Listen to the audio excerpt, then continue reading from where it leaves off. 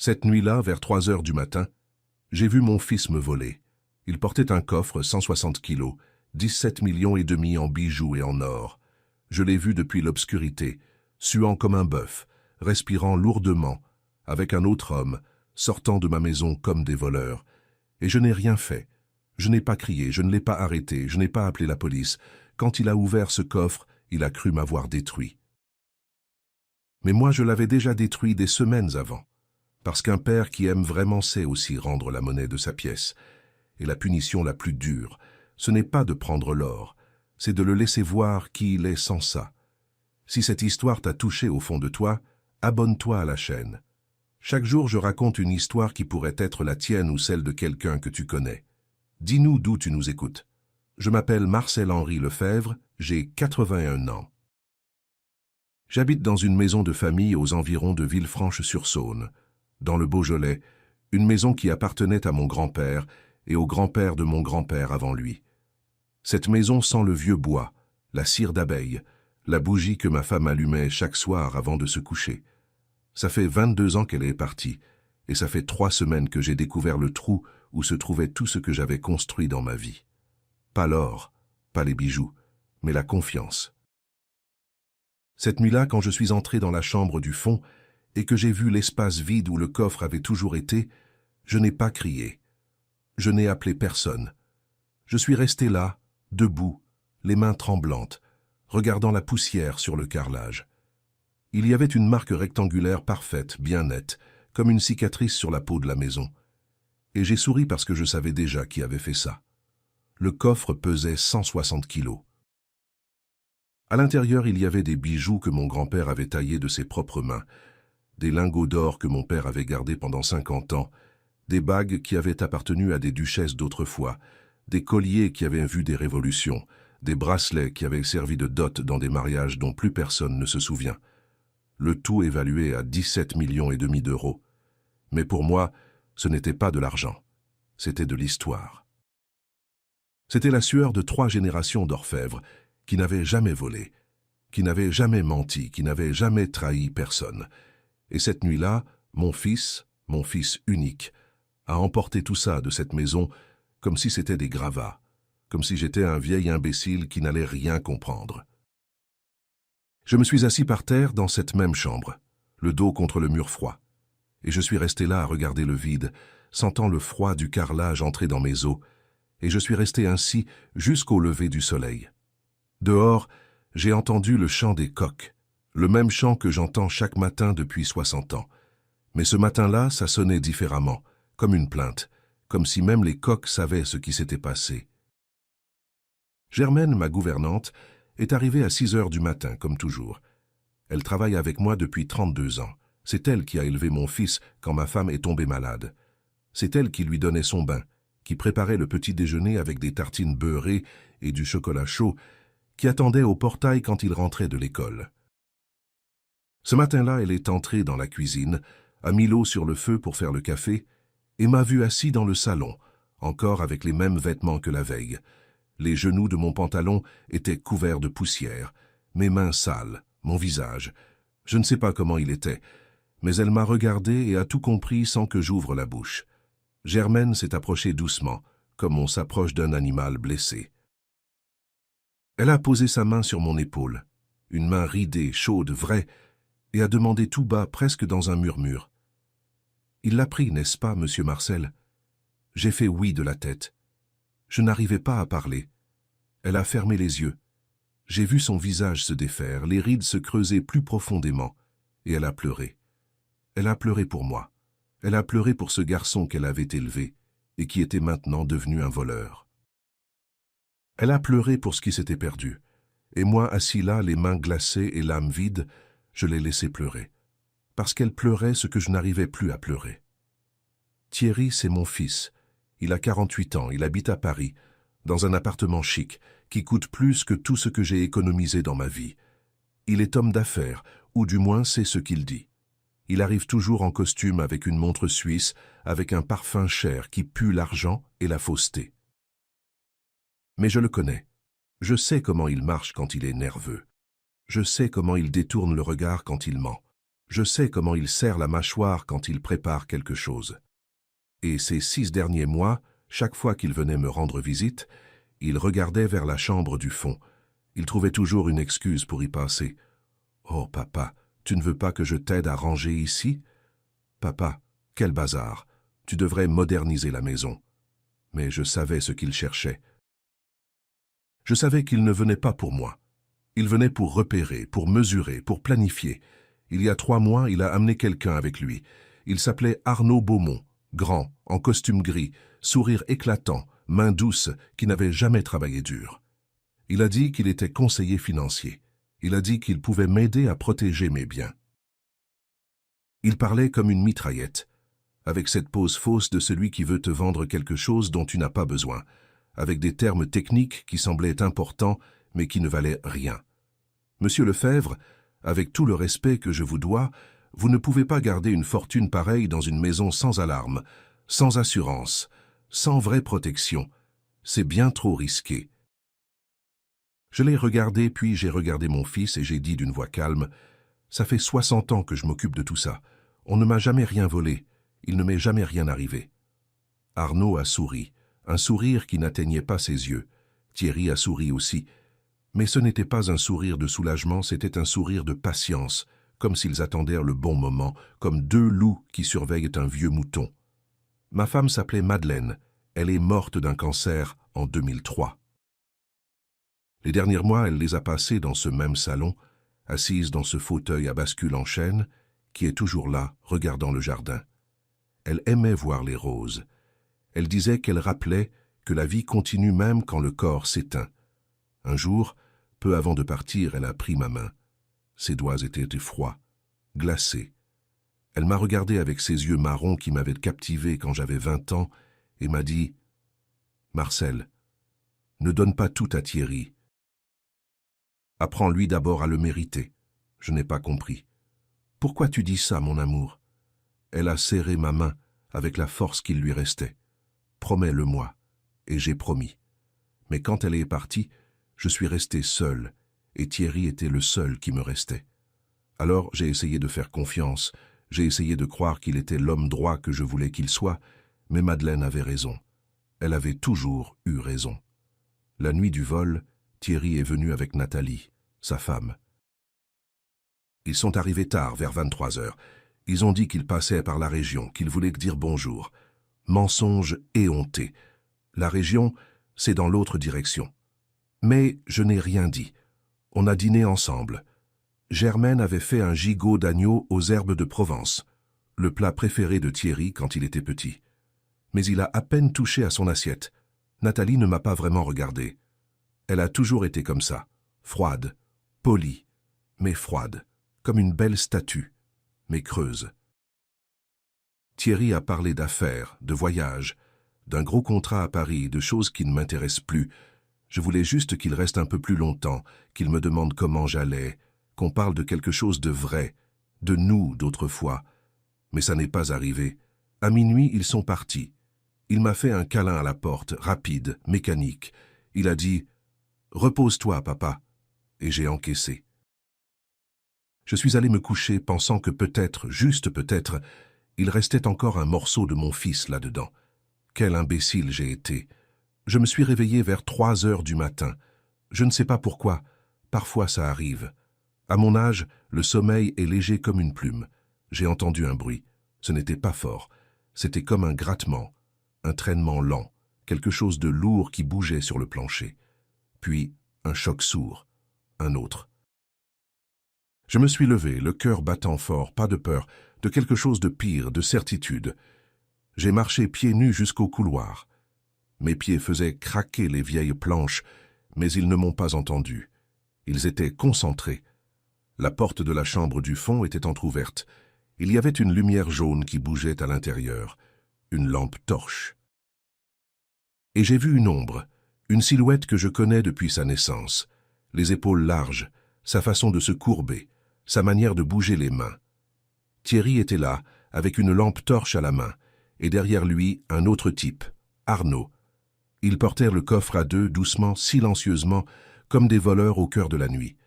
Je suis resté là, caché derrière le mur, dans l'obscurité, regardant mon fils me voler. Je n'ai pas bougé un muscle.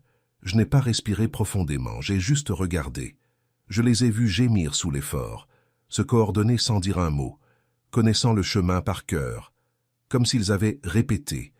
Et peut-être qu'ils avaient répété, peut-être qu'ils étaient venus d'autres nuits pendant que je dormais, pour mesurer, pour planifier. Je les ai vus passer devant moi à moins de 3 mètres, si près que j'ai senti l'odeur du parfum cher de Thierry. Et quelque chose en moi est mort à ce moment-là. Ce n'était pas l'amour. Ça, c'était déjà mort avant. C'était l'espoir, le dernier espoir que je m'étais trompé, que tout ça n'était qu'un malentendu. Mais non, il était là, mon fils, portant ce qu'il croyait être ma fortune, sortant de ma maison, me volant. Ils sont sortis par la porte de derrière, j'ai entendu le moteur d'une camionnette. Je les ai entendus soulever le coffre avec une rampe, le grincement du métal contre le métal, les attacher avec une corde, fermer les portes avec 2 coups secs, et puis le moteur est parti. Le son s'est perdu dans la nuit jusqu'à disparaître, et tout est devenu silencieux. Un silence lourd, total. Je suis resté debout là au milieu du salon obscur, les mains glacées, le cœur au ralenti, et j'ai pensé, il l'a vraiment fait? Vraiment. Mais je n'ai pas pleuré parce qu'à ce moment-là, quelque chose en moi s'est cassé. Ce n'était pas de la tristesse, c'était plus profond. C'était la certitude que le fils que je croyais avoir n'avait jamais existé.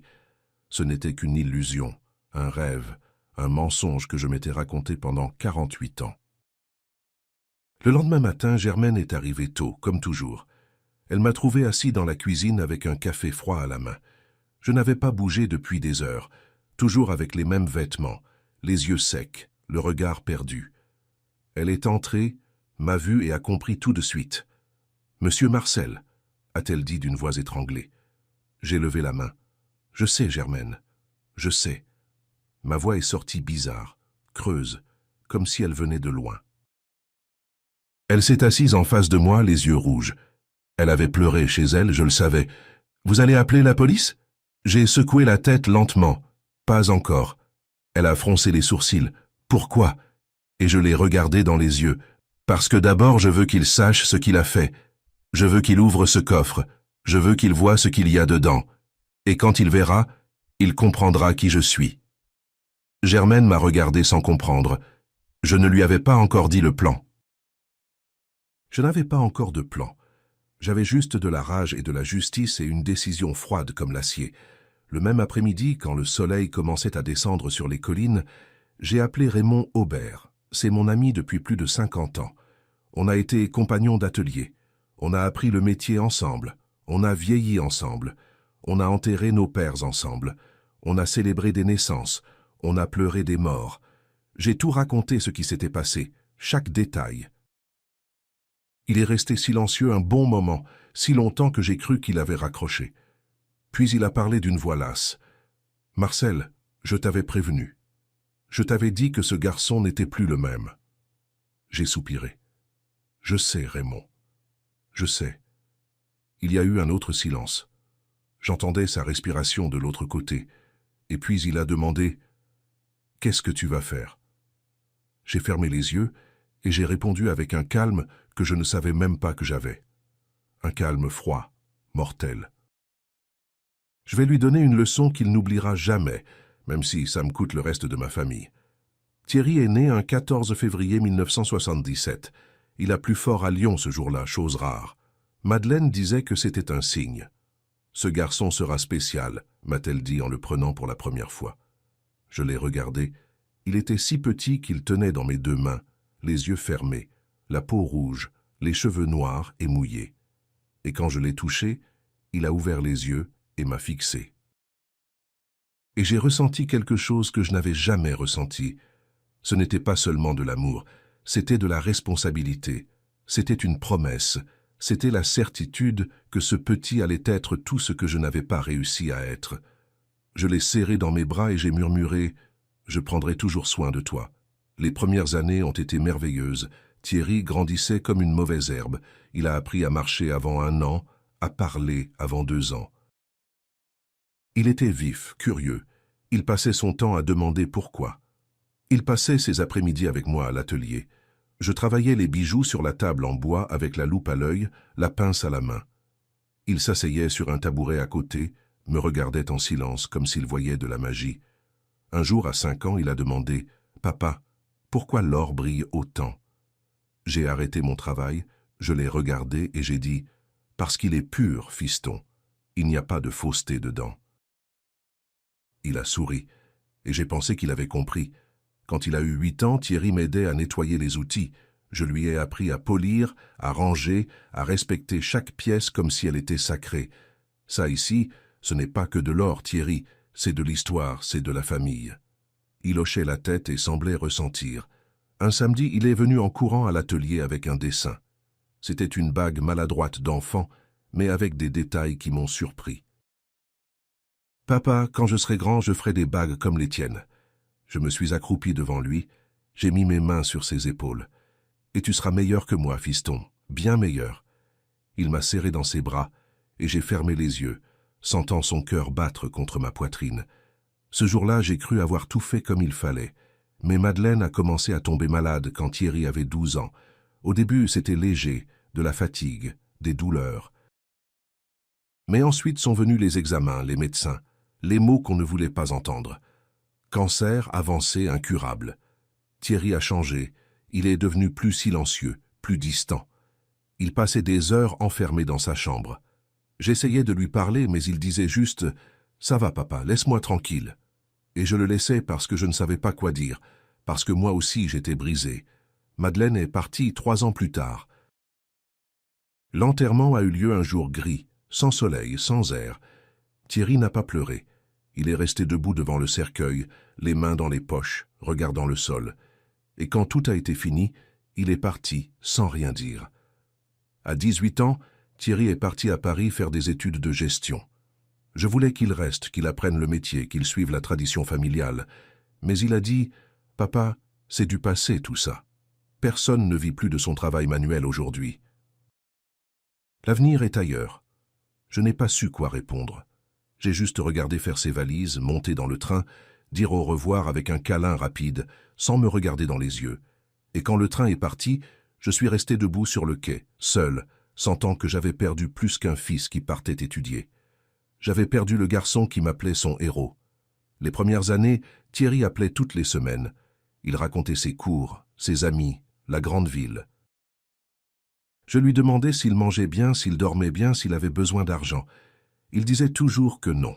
« Ça va, papa, t'inquiète pas. » Mais sa voix sortait différente, plus dure, plus froide, comme s'il apprenait à être quelqu'un d'autre. À 23 ans, il a dit qu'il avait une copine.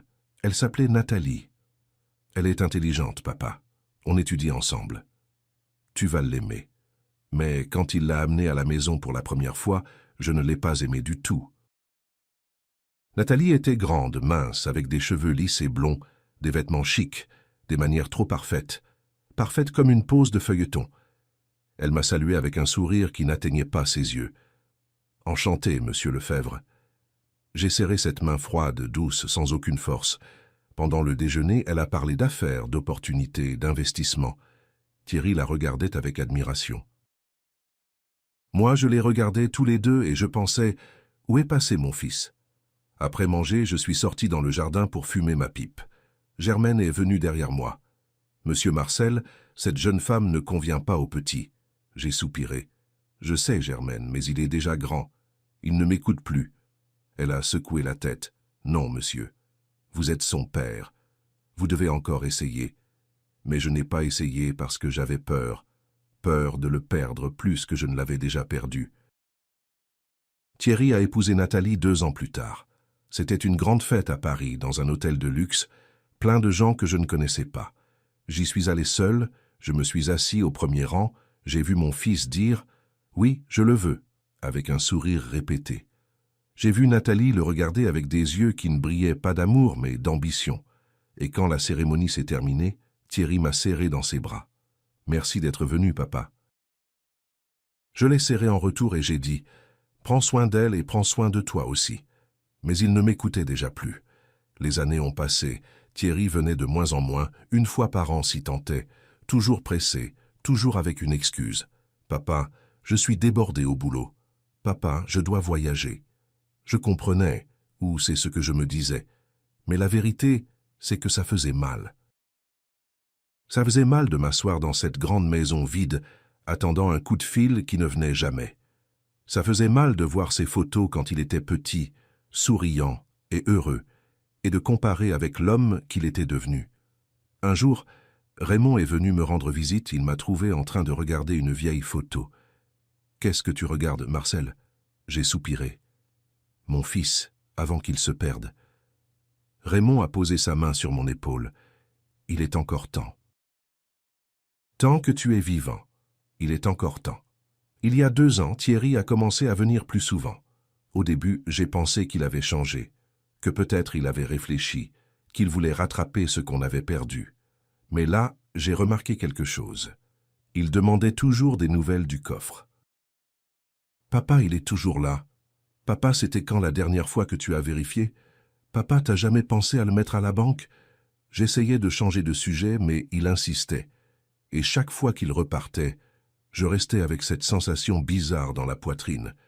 Cette sensation que quelque chose n'allait pas, que mon fils ne venait pas pour moi, il venait pour autre chose. Madeleine, ma petite fille, est la seule qui a compris. Elle a 23 ans, elle étudie l'histoire de l'art à Grenoble. C'est le portrait de Madeleine. Les mêmes yeux marrons, le même sourire doux, le même grand cœur. Un jour, elle est venue me voir. On prenait une tisane dans le jardin quand elle a dit « Papy, tu fais confiance à mon père ?» Je l'ai regardée, surpris. « Pourquoi tu demandes ça ?» Elle a baissé les yeux. « Parce que moi, je ne lui fais plus confiance depuis longtemps. » J'ai eu un frisson dans le dos. Madeleine, elle m'a coupé. « Papy, je le connais et je sais quand il ment. Et dernièrement, il ment énormément. Je n'ai rien dit parce que je savais qu'elle avait raison et parce que je ne pouvais plus le nier. 2 mois avant que Thierry amène Arnaud à la maison, j'ai eu 80 ans. 80. Un chiffre qui pèse, qui marque, qui te rappelle que le temps s'épuise. Madeleine disait toujours, un anniversaire, c'est pour être avec ceux qu'on aime. Et ce jour-là, je ne voulais qu'une seule chose, que mon fils vienne, rien de plus, pas de cadeau, pas de fête, juste lui. 1 semaine avant, j'ai appelé. « Thierry, samedi prochain, j'ai 80 ans, tu peux venir ?» Il y a eu un silence. « Papa, laisse-moi regarder mon agenda. » Je te confirme. Il a raccroché et j'ai attendu. Mais il n'a pas confirmé, ni ce jour-là, ni le lendemain, ni le suivant. Et j'ai continué à attendre, parce qu'un père attend toujours. Le vendredi, veille de mon anniversaire, j'ai rappelé « Thierry, demain tu viens ?» Il a soupiré comme si j'étais un fardeau. « Papa, demain j'ai une réunion importante. Je ne sais pas si ça va être possible. » J'ai avalé ma salive. Fiston, 80 ans, ça ne se fait qu'une fois dans une vie. Il est resté silencieux. « Je sais, papa. Laisse-moi voir ce que je peux faire. Je te rappelle après. » Il a raccroché. Il n'a pas rappelé. Ce soir-là, je suis resté assis dans la cuisine jusqu'à tard. Germaine m'a vu et a demandé « Monsieur Marcel, ça va ?» J'ai forcé un sourire. « Oui, Germaine, juste fatigué. » Mensonge, je n'étais pas fatigué. J'étais brisé, parce que je savais que demain j'allais avoir 80 ans et personne n'allait venir. Le samedi, il a fait un soleil radieux. Belle journée. Je me suis levé tôt, j'ai pris ma douche, j'ai mis la chemise que Madeleine m'avait offerte il y a des années, celle dont elle disait qu'elle me rendait élégant. Je suis descendu à la cuisine. Germaine était déjà là. Elle avait fait un petit gâteau simple mais avec amour. « Joyeux anniversaire, monsieur Marcel. » Je l'ai serré dans mes bras. « Merci, Germaine. Merci de t'en être souvenu. » Elle avait les larmes aux yeux. Comment j'aurais pu oublier? On a posé le gâteau sur la table, mais on ne l'a pas coupé parce que j'attendais encore. J'attendais que le téléphone sonne. J'attendais que Thierry appelle. J'attendais qu'il dise « Papa, je suis en route. » Les heures ont passé. 9 heures du matin, 10 heures, 11 heures. Le téléphone muet. À midi, Germaine a mis la table avec la belle vaisselle, avec les couverts en argent, les mêmes qu'on utilisait quand Madeleine était vivante. « Au cas où il viendrait », a-t-elle dit. J'ai fait oui de la tête. On s'est assis, on a mangé en silence, la chaise de Thierry vide, celle de Madeleine aussi. Et moi, assis là, regardant ces 2 trous vides, j'ai ressenti quelque chose que je n'avais jamais ressenti. Ce n'était pas de la tristesse, c'était de la solitude. Une solitude si grande, si profonde qu'elle faisait mal au corps, comme un poing serrant la poitrine. Germaine me regardait sans savoir quoi dire, parce qu'il n'y avait rien à dire. Les mots ne remplissent pas une chaise vide. À 15 heures, le téléphone a sonné. J'ai couru comme si j'avais 20 ans. Thierry, c'était Madeleine. Papy, joyeux anniversaire. Excuse-moi de ne pas être là. J'ai un examen à la fac, mais je t'envoie un gros câlin. J'ai souri. Merci, ma chérie, t'inquiète pas. Elle a hésité. Papy, mon père est là? J'ai regardé la table vide. Non, ma fille, il n'est pas venu. Long silence. Et il a appelé, au moins? J'ai fermé les yeux. Non. Madeleine a soupiré avec colère. Je n'arrive pas à croire qu'il soit aussi... Papy, excuse-moi beaucoup. J'ai avalé le nœud dans ma gorge. C'est pas grave, ma chérie. Ça va. Mensonge. Ça n'allait pas. Mais un grand-père ne charge pas sa petite fille avec sa douleur. Cet après-midi-là, je suis sorti dans le jardin. Je me suis assis sur le banc de pierre, le même où Madeleine s'asseyait pour regarder les roses. Le soleil commençait à se coucher. Il y avait un beau silence, les oiseaux qui chantaient, une brise légère, tout parfait, sauf moi. Moi, j'étais en morceaux. J'ai regardé mon portable. Rien, pas de message, pas d'appel manqué, rien. Mon fils avait oublié mon anniversaire, ou pire, il ne l'avait pas oublié, il n'avait simplement pas appelé.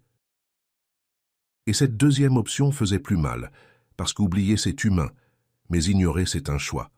Et Thierry a choisi de m'ignorer le jour où j'ai eu 80 ans.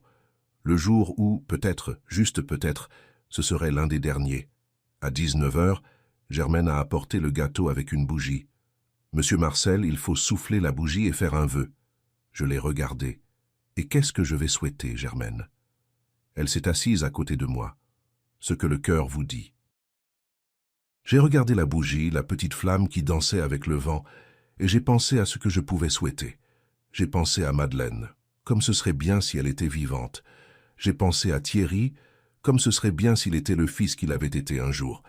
Mais ensuite j'ai pensé à moi, et j'ai vu que la seule chose que je voulais, c'était arrêter d'avoir mal, arrêter d'attendre quelque chose qui n'arriverait jamais. J'ai soufflé la bougie, et le vœu que j'ai fait était le plus triste de ma vie.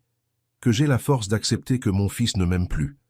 Ce soir-là, vers 23 heures, quand j'avais déjà abandonné, le téléphone a sonné. C'était Thierry. « Papa, joyeux anniversaire. Excuse-moi d'appeler tard. J'ai eu une journée horrible, des réunions toute la journée. » Sa voix était fatiguée, mais sans remords. Je n'ai rien dit. « Papa, t'es là ?» J'ai pris une grande inspiration. « Oui, Thierry, je suis là. » « À t'attendre ?» Toute la journée à t'attendre. Il est resté muet. « Papa, je t'ai déjà dit que j'étais en réunion. Je l'ai coupé et pour la première fois depuis des années, j'ai dit ce que je ressentais vraiment. Thierry, aujourd'hui j'ai eu 80 ans. 80. Et toi, tu n'es pas venu, tu n'as même pas appelé à temps. Et moi, je suis resté ici tout seul, à regarder la porte, à attendre. » Il a soupiré, irrité. « Papa, n'exagère pas. C'est juste un anniversaire. » Et là, dans cette phrase, j'ai tout su. C'est juste un anniversaire, j'ai répété lentement. T'as raison, fiston, c'est juste un anniversaire. Comme je suis juste ton père.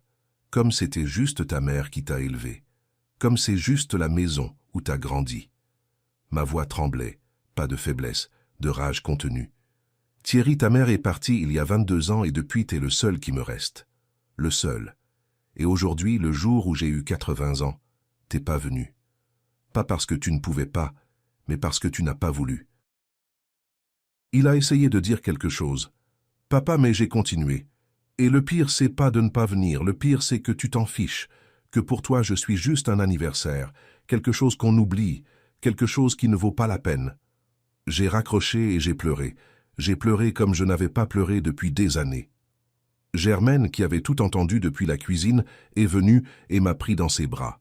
Elle n'a rien dit, elle m'a juste tenu pendant que je craquais.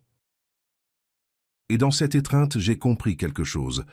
Mon fils n'était plus mon fils. C'était un étranger avec mon nom de famille, un homme qui m'appelait papa mais qui ne savait pas ce que ce mot veut dire. Et ce soir-là, pour mes 80 ans, quelque chose est mort en moi. Ce n'était pas l'amour. Ça, c'était déjà mort avant. C'était l'espoir, le dernier espoir que peut-être un jour il redevienne qui il était. Ce soir-là, j'ai vu qu'il ne reviendrait pas, que le gamin qui me serrait dans ses bras à l'atelier, qui m'appelait son héros, qui me dessinait sous un soleil jaune, ce gamin était mort. Et à sa place, il restait un homme, qui oublie les anniversaires, qui ignore son père, qui ne se montre que quand il a besoin de quelque chose. Le lendemain, dimanche, un colis de Thierry est arrivé, une grande boîte. J'ai ouvert. Dedans, il y avait une montre chère, brillante, avec une carte. « Joyeux anniversaire, papa. Excuse-moi de ne pas être venu. Je t'envoie ça pour que tu penses à moi. » J'ai regardé la montre, froide, sans âme, achetée à la va-vite, probablement à l'aéroport pour calmer sa conscience, et je l'ai rangée dans le tiroir parce que je n'avais pas besoin d'une montre pour penser à lui. J'avais besoin d'un fils, et ça, peu importe combien d'argent il dépensait, ça ne s'achète pas. Cet après-midi-là, Raymond est venu me voir. « Joyeux anniversaire en retard, Marcel. » Il a apporté une bouteille de cognac vieilli. On s'est assis dans le jardin et j'ai tout raconté. Quand j'ai fini, il a secoué la tête. Ce garçon s'est perdu. J'ai fait oui de la tête. Et je ne peux plus le sauver, Raymond. Je ne peux plus. Après l'anniversaire oublié, après la conversation avec Madeleine, j'ai essayé de me convaincre que j'exagérais. Ce ne sont que des soupçons, je me répétais. C'est mon fils. Il ne peut pas préparer quelque chose de mal. Mais les semaines suivantes ont prouvé le contraire. Thierry a commencé à appeler plus souvent, parfois 3 fois par semaine, mais les conversations étaient bizarres, courtes, froides. « Comment tu vas, papa ?» Et avant que je puisse répondre correctement, il changeait de sujet. « Oh papa, cette assurance dont je t'ai parlé, t'y as réfléchi ?» Je soupirais. « Thierry, je t'ai déjà dit non. » Il s'impatientait. « C'est que tu ne comprends pas. » De nos jours, garder des trucs comme ça à la maison, c'est de la folie. Et il raccrochait sans dire au revoir, me laissant avec le téléphone à la main et un trou dans la poitrine. Un après-midi d'octobre, Thierry est arrivé sans prévenir. Il avait un dossier sous le bras. « Papa, je t'ai apporté des informations. Regarde, c'étaient des brochures de sociétés de sécurité, de banques, de dépôts blindés, tout avec le logo de la boîte d'Arnaud Beaumont. » J'ai feuilleté sans envie. « Thierry, je n'ai pas besoin de ça. » Il a tapé sur la table avec sa main ouverte, pas fort, mais Germaine dans la cuisine a jeté un œil. « T'es tellement têtu !» a-t-il crié. « Et s'il te cambriole, s'il t'arrive quelque chose, ce coffre doit être protégé. » Je l'ai regardé droit dans les yeux. « Protégé de qui, Thierry ? » Il s'est tu, il a pâli. Et ensuite, la voix plus basse. « De n'importe qui, papa. De n'importe qui. » Mais ce qui m'a fait le plus mal, c'est quand il a arrêté de m'appeler papa en face. Ça a commencé par le vieux. La première fois, c'était dans le jardin. J'ai proposé de l'eau. Non, le vieux, j'en ai déjà bu. J'ai été glacé. J'ai cru avoir mal entendu. Qu'est-ce que tu as dit? Il n'a même pas bougé. Quoi? Je n'ai pas insisté, mais le mot s'est planté comme une épine. La deuxième fois, c'était pire. On se disputait encore à propos du coffre. Il a élevé la voix. Le vieux comprend une bonne fois pour toutes. T'es plus en état de t'occuper de tout ça. Je me suis levé de ma chaise, je l'ai regardé dans les yeux. Ne m'appelle plus comme ça. Il a ri. Un rire sec, sans joie. Comme ça, quoi? Le vieux. C'est ce que t'es, papa. Vieux et têtu. Ce soir-là, je n'ai pas dîné. Je suis resté assis dans le salon obscur, les mains sur les genoux, regardant le mur. Germaine est entrée doucement, avec une assiette de soupe. « Monsieur Marcel, il faut manger quelque chose. » J'ai secoué la tête. Elle a posé l'assiette sur la table et s'est assise à côté de moi. Ce garçon n'est plus le même. J'ai fait oui de la tête. Je sais. Elle a posé sa main ridée sur la mienne. Vous n'avez pas à supporter ça. C'est ton fils, oui. Mais toi aussi tu mérites le respect. J'ai avalé ma salive. Et qu'est-ce que je fais, Germaine? Je le perds pour de bon? Elle a soupiré. Monsieur Marcel, peut-être que vous l'avez déjà perdu. Et peut-être que maintenant ce que vous devez faire, c'est prendre soin de vous. Quelques jours plus tard, Germaine m'a raconté quelque chose qui m'a glacé le sang. Monsieur Marcel, pardonnez-moi ce que je vais dire, mais il faut que je parle. Je l'ai regardé. Parle. Elle a baissé la voix. Cet homme, Arnaud, qui est venu avec votre fils il y a quelques semaines, je l'ai revu, seul, devant la maison. Je suis sorti balayer, et il était là, de l'autre côté de la rue, le portable à la main. Quand il m'a vu, il est parti vite vers sa voiture, mais avant de partir, je l'ai vu passer devant la porte de derrière. Il s'est baissé et a regardé la serrure. J'ai eu le souffle coupé. C'était quand? Elle a regardé par terre. Il y a 4 jours. Je ne voulais pas vous faire peur, mais je devais vous le dire. Le même après-midi, j'ai vérifié toutes les portes, fenêtres, serrures, verrous, tout en ordre. Mais je ne me sentais plus en sécurité. Je me sentais surveillé, espionné, comme si quelqu'un étudiait la maison, mesurait mes pas, attendait le moment exact. J'ai appelé Raymond.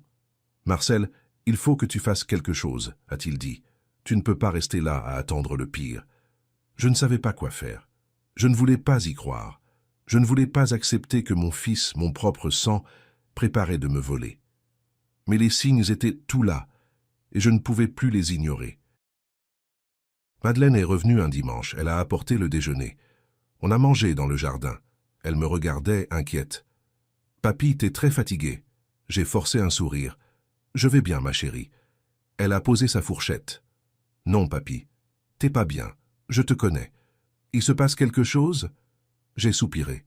Je ne voulais pas l'inquiéter, mais elle a insisté. « C'est encore mon père ?» Je n'ai pas répondu, et le silence a suffi. Elle a fermé les yeux. « Papy, s'il te plaît, dis-moi ce qui se passe. » Alors j'ai tout raconté. Arnaud, les appels, le vieux, les serrures. Elle a écouté sans m'interrompre, et quand j'ai fini, les larmes aux yeux. « Je n'arrive pas à croire qu'il te fasse ça, » a-t-elle murmuré. J'ai serré sa main. Moi non plus je ne veux pas, mais les preuves sont là. Madeleine est restée silencieuse un moment, puis m'a regardé avec détermination. « Papy, je vais lui parler. » J'ai dit non. « Non, ma chérie, je ne veux pas que tu te mêles de ça. » Elle s'est levée. « Je m'en fiche. C'est mon père, mais toi tu es mon papy, et je ne le laisserai pas te faire du mal. » Cet après-midi-là, quand Madeleine est partie, je suis resté dans le jardin à regarder le coucher de soleil, et pour la première fois depuis longtemps, je ne me suis pas senti totalement seul. Quelqu'un dans cette famille me voyait encore, prenait encore soin de moi. Mais Thierry est revenu avant que Madeleine puisse lui parler. Il est arrivé un soir vers 22 heures, sans prévenir. Il a frappé à la porte avec force. J'ai ouvert. Il était sérieux, tendu. « Papa, il faut qu'on parle. » Il est entré sans attendre de réponse. Il s'est assis au salon. J'ai fermé la porte et je suis resté debout. Qu'est-ce qu'il y a? Il a pris une grande inspiration. « Papa, Arnaud m'a fait une bonne proposition, très bonne. Il peut garantir tout ce que t'as dans ce coffre, mais il a besoin de voir. Évaluer, documenter. » J'ai secoué la tête. J'ai déjà dit non. Il s'est levé. « Papa, arrête d'être méfiant. Il veut juste t'aider. » Je l'ai regardé droit dans les yeux. « M'aider ou t'aider ?» Le silence qui a suivi était lourd. Thierry m'a regardé avec quelque chose que je n'avais jamais vu dans ses yeux. Ce n'était pas de la colère, c'était du mépris. « Tu sais quoi, le vieux?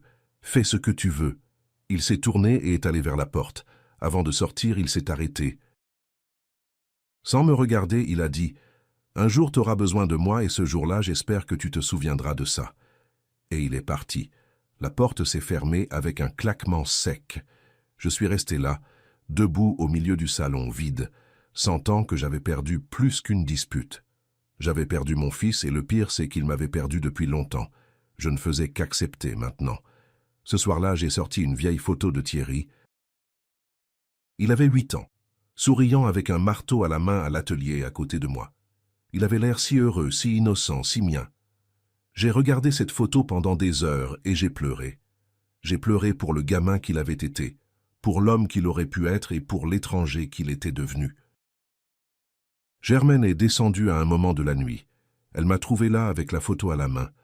Elle n'a rien dit, elle s'est juste assise à côté de moi. Et on est resté silencieux, accompagnant ma douleur. Parce que parfois les mots ne servent à rien, parfois il ne reste que le silence et la certitude que quelque chose s'est cassé pour toujours. 3 semaines après cette dernière dispute, Thierry a appelé. Le ton était différent, doux, presque affectueux. « Papa, excuse-moi. J'ai dépassé les bornes. » J'aurais pas dû parler comme ça. Je n'ai rien dit. J'ai écouté sa voix, mais je ne l'ai pas gobé. Il a continué. Je veux t'inviter à dîner à Paris. Vendredi. On va dans un endroit chic, toi et moi, comme avant. Qu'est-ce que t'en dis? Quelque chose en moi voulait y croire. Une petite partie bête qui espérait encore que mon fils revienne. D'accord, j'ai fini par dire. Parfait, papa. Je passe te chercher à 17h. Il a raccroché. Et je suis resté avec le téléphone à la main, espérant ne pas me tromper.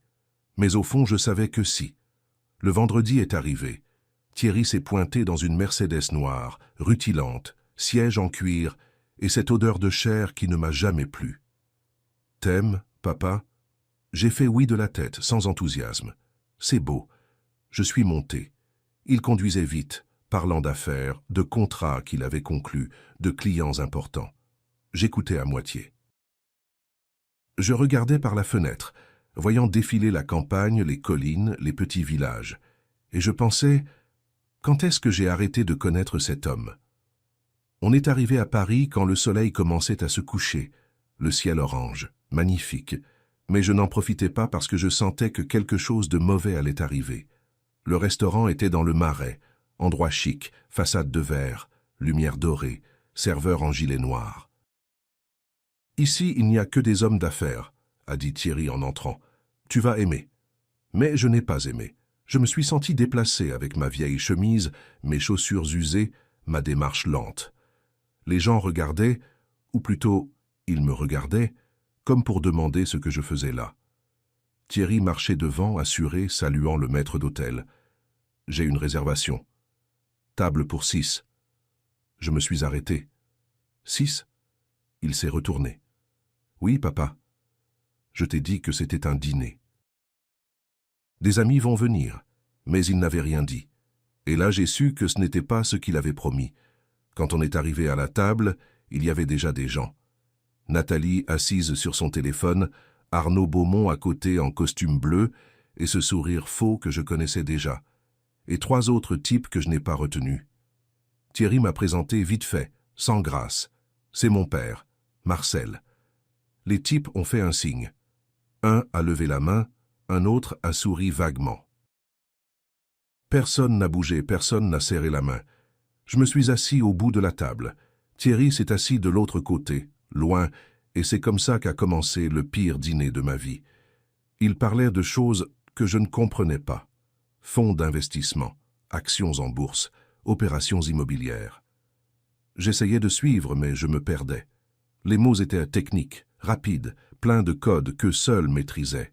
Je mangeais en silence, je mâchais lentement. Le filet était dur.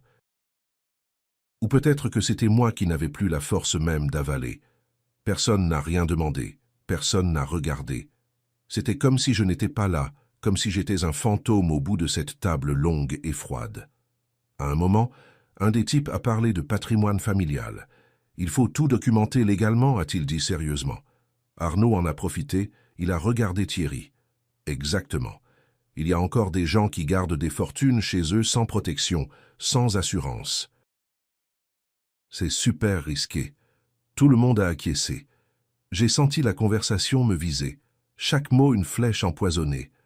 Thierry m'a regardé du coin de l'œil. J'ai soutenu son regard, et dans ce silence, j'ai compris. Ce dîner n'était pas pour se réconcilier. C'était un piège, une façon de me mettre la pression devant les autres, de me faire passer pour un vieux têtu et irresponsable. J'ai décidé de parler une seule fois. Il discutait de la valeur des antiquités, et moi qui ai passé 60 ans dans l'or, j'ai voulu mettre mon grain de sel. En fait, la valeur d'une pièce ancienne ne dépend pas que du métal ou de la pierre. Elle dépend de l'origine, de l'histoire de celui qui... Thierry m'a coupé. Il a levé la main comme un agent de circulation. « Papa, tais-toi, tu n'y connais rien, laisse-nous parler. » Je suis resté avec le mot dans la gorge, la fourchette en l'air, ma dignité en lambeaux. Nathalie a détourné le regard. Arnaud a souri gêné. Les autres ont continué comme si de rien n'était, comme si je n'avais jamais existé. Si tu écoutes mon histoire, commande ci-dessous d'où tu regardes. Parfois, Savoir que je ne suis pas seul là-dedans me donne la force de continuer à raconter. Le reste du dîner a été un enfer silencieux. Je n'ai plus essayé de parler. Je mâchais sans goût, je buvais de l'eau sans soif. J'attendais juste que ça finisse. Thierry riait avec les autres. Nathalie commandait un dessert. Arnaud racontait des blagues et tout le monde riait sauf moi. À un moment, Thierry a regardé. « T'es bien, papa ?» J'ai fait oui de la tête, mais ça n'allait pas. J'étais détruit. Et le pire, ce n'était pas d'avoir été coupé. Le pire, c'était l'humiliation.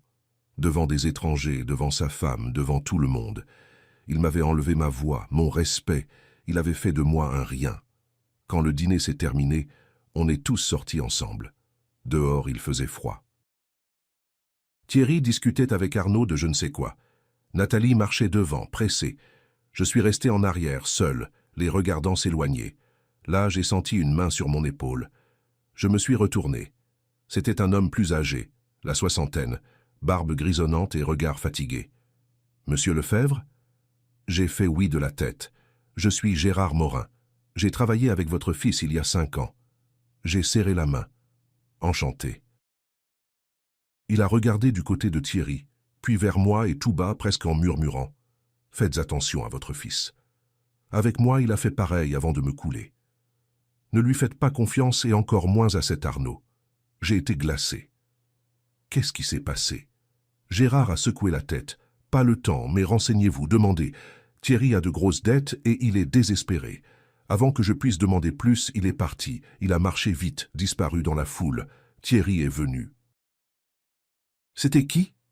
J'ai haussé les épaules. Je ne sais pas, il m'a confondu avec quelqu'un d'autre. Il m'a regardé avec méfiance, mais n'a pas insisté. Bon, papa, je te dépose à la gare. Demain, j'ai une réunion tôt. Je ne peux pas te ramener jusqu'au Beaujolais. J'ai fait oui de la tête, et là j'ai compris encore une chose. Il n'allait même pas me ramener.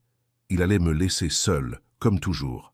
Le voyage de retour en train a été le plus long de ma vie. Je me suis assis côté fenêtre. Je regardais l'obscurité dehors. Les lumières des petites villes passaient vite. Les gens dans le train dormaient, lisaient, discutaient. Moi, je ne faisais que regarder mon reflet dans la vitre, et je voyais un vieil homme fatigué, humilié, trahi par son propre fils. Je suis arrivé à Lyon passé minuit. J'ai marché jusqu'à la station de taxi. L'air froid m'a frappé au visage et j'ai pleuré. Là, debout, au milieu de la rue vide, les mains dans les poches, j'ai pleuré comme je n'avais pas pleuré depuis des années. Parce que ce soir-là, j'ai compris quelque chose. Mon fils ne m'aimait pas. Peut-être qu'il ne m'a jamais aimé et je devais accepter, même si ça me tuait de l'intérieur. Le lendemain de mon retour de Paris, je ne suis pas sorti du lit jusqu'à midi. Germaine a frappé à la porte plusieurs fois. « Monsieur Marcel, ça va ?» Je n'ai pas répondu. Je regardais juste le plafond, sentant le poids de l'humiliation encore frais. Finalement, je me suis levé, j'ai pris une douche, je me suis habillé, je suis descendu à la cuisine. Le téléphone a sonné. C'était maître Jean-Pierre Duval, le notaire de famille. Un homme de 67 ans, sérieux, honnête, qui s'occupait des papiers de mon père et maintenant des miens. « Monsieur Lefebvre, je dois vous parler, c'est urgent. » Le ton m'a inquiété. « Parlez, Jean-Pierre. » Il y a eu une longue pause. « Je préfère vous le dire en personne, je peux passer cet après-midi. » J'ai accepté. Et j'ai passé le reste de la journée avec un nœud à l'estomac, sachant que ce qui allait venir n'allait pas être bon. Maître Duval est arrivé à 17 heures. Il a apporté sa vieille sacoche en cuir, la même qu'il utilisait depuis que je le connaissais. On s'est assis au salon. Germaine a apporté du café. Il a attendu qu'elle sorte, puis il a pris une grande inspiration. « Monsieur Lefebvre, ce que je vais vous dire est délicat, très délicat. J'ai fait oui de la tête. Parlez. » Il a ouvert sa sacoche, a sorti des papiers, mais ne les a pas montrés. Votre fils, Thierry, est venu hier à mon étude sans prévenir. Il est entré comme s'il en avait le droit et m'a demandé quelque chose qu'on ne m'avait jamais demandé en 40 ans de carrière. Mon cœur a commencé à battre plus fort. Qu'est-ce qu'il a demandé? Maître Duval m'a regardé droit dans les yeux. Il a demandé à voir votre testament. J'ai eu l'impression de recevoir un coup de poing dans la poitrine. Mon testament? Maître Duval a fait oui de la tête. J'ai dit que c'était impossible, que ces documents sont privés, confidentiels, que seul vous pouvez les autoriser. Il a insisté. Il a dit qu'il était votre fils unique, qu'il avait le droit de savoir, que vous étiez déjà vieux et qu'il valait mieux tout clarifier. J'ai fermé les yeux. Maître Duval a continué. J'ai expliqué encore que je ne pouvais pas. Là, il a changé, il est devenu sérieux, il a sorti son portefeuille. J'ai été glacé. Il a fait quoi? Maître Duval a baissé la voix. Il m'a offert de l'argent, monsieur Lefebvre, 5 000 € là comme ça, cash, pour montrer le testament sans votre permission. Je n'arrivais pas à y croire, je ne voulais pas y croire. Et vous? Maître Duval a fermé sa sacoche avec force. Je l'ai mis dehors. J'ai dit qu'il ne m'insulte plus jamais comme ça, mais je devais vous le dire. Vous devez savoir qui est votre fils. Je me suis levé, j'ai marché jusqu'à la fenêtre. Je regardais le jardin sans vraiment voir. Merci, Jean-Pierre. Merci de m'avoir prévenu et d'être honnête. Il s'est levé aussi, a mis sa main sur mon épaule. Monsieur Lefebvre, j'ai connu ce garçon quand il était petit, et je dis ça avec douleur. Cet homme qui est venu à mon étude n'est plus le garçon que vous avez élevé. Faites attention, il est parti. Et je suis resté là debout, sentant que chaque jour je découvrais quelque chose de pire. Cet après-midi-là, je n'ai pas mangé, je n'avais pas faim, je n'avais envie de rien. Je me suis assis dans le fauteuil du salon et je suis resté là, regardant le mur, essayant de digérer ce que j'avais entendu. Mon fils avait essayé de corrompre le notaire. Mon fils voulait voir mon testament. Mon fils comptait les jours jusqu'à ma mort. Germaine est entrée avec un verre d'eau. « Monsieur Marcel, il faut boire quelque chose. » J'ai secoué la tête. Elle s'est assise en face de moi. « Qu'est-ce que le notaire a dit ?» Je ne voulais pas le dire à haute voix, parce que le dire à haute voix rendait tout plus réel. Mais finalement, la voix étranglée, j'ai raconté. Germaine a fermé les yeux et a pleuré.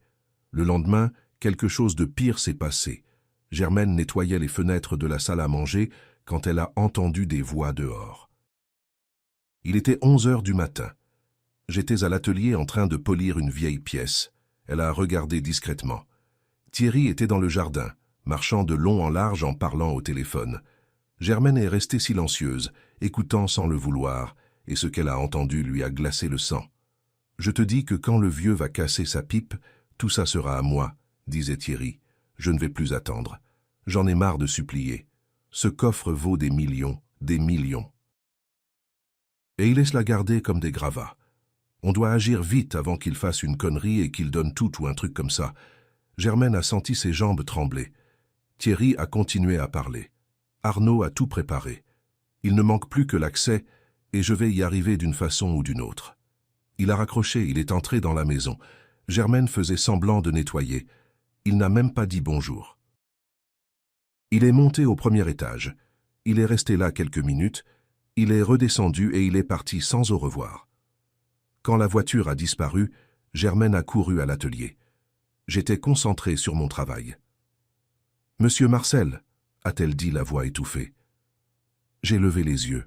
« Qu'est-ce qu'il y a ?» Elle respirait vite. « Je dois vous dire quelque chose de terrible. » Et elle a raconté, mot pour mot, ce qu'elle avait entendu dans le jardin. Et quand elle a eu fini, j'ai lâché la pince que j'avais à la main et je suis resté silencieux. Ce soir-là, je n'ai pas pu dormir. Je suis resté assis dans mon lit, lumière éteinte, regardant l'obscurité.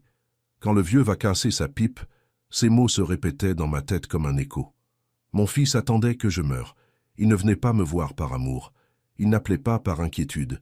Il me surveillait. Il attendait. Comme un vautour qui attend que la proie arrête de respirer. Je me suis levé. J'ai marché jusqu'à la chambre d'à côté, la chambre qui était celle de Madeleine. Je garde encore ses affaires, ses vêtements, son parfum, ses livres. J'ai ouvert le tiroir de la commode. J'ai sorti une photo. Elle et moi, jeunes, souriants, le jour de notre mariage.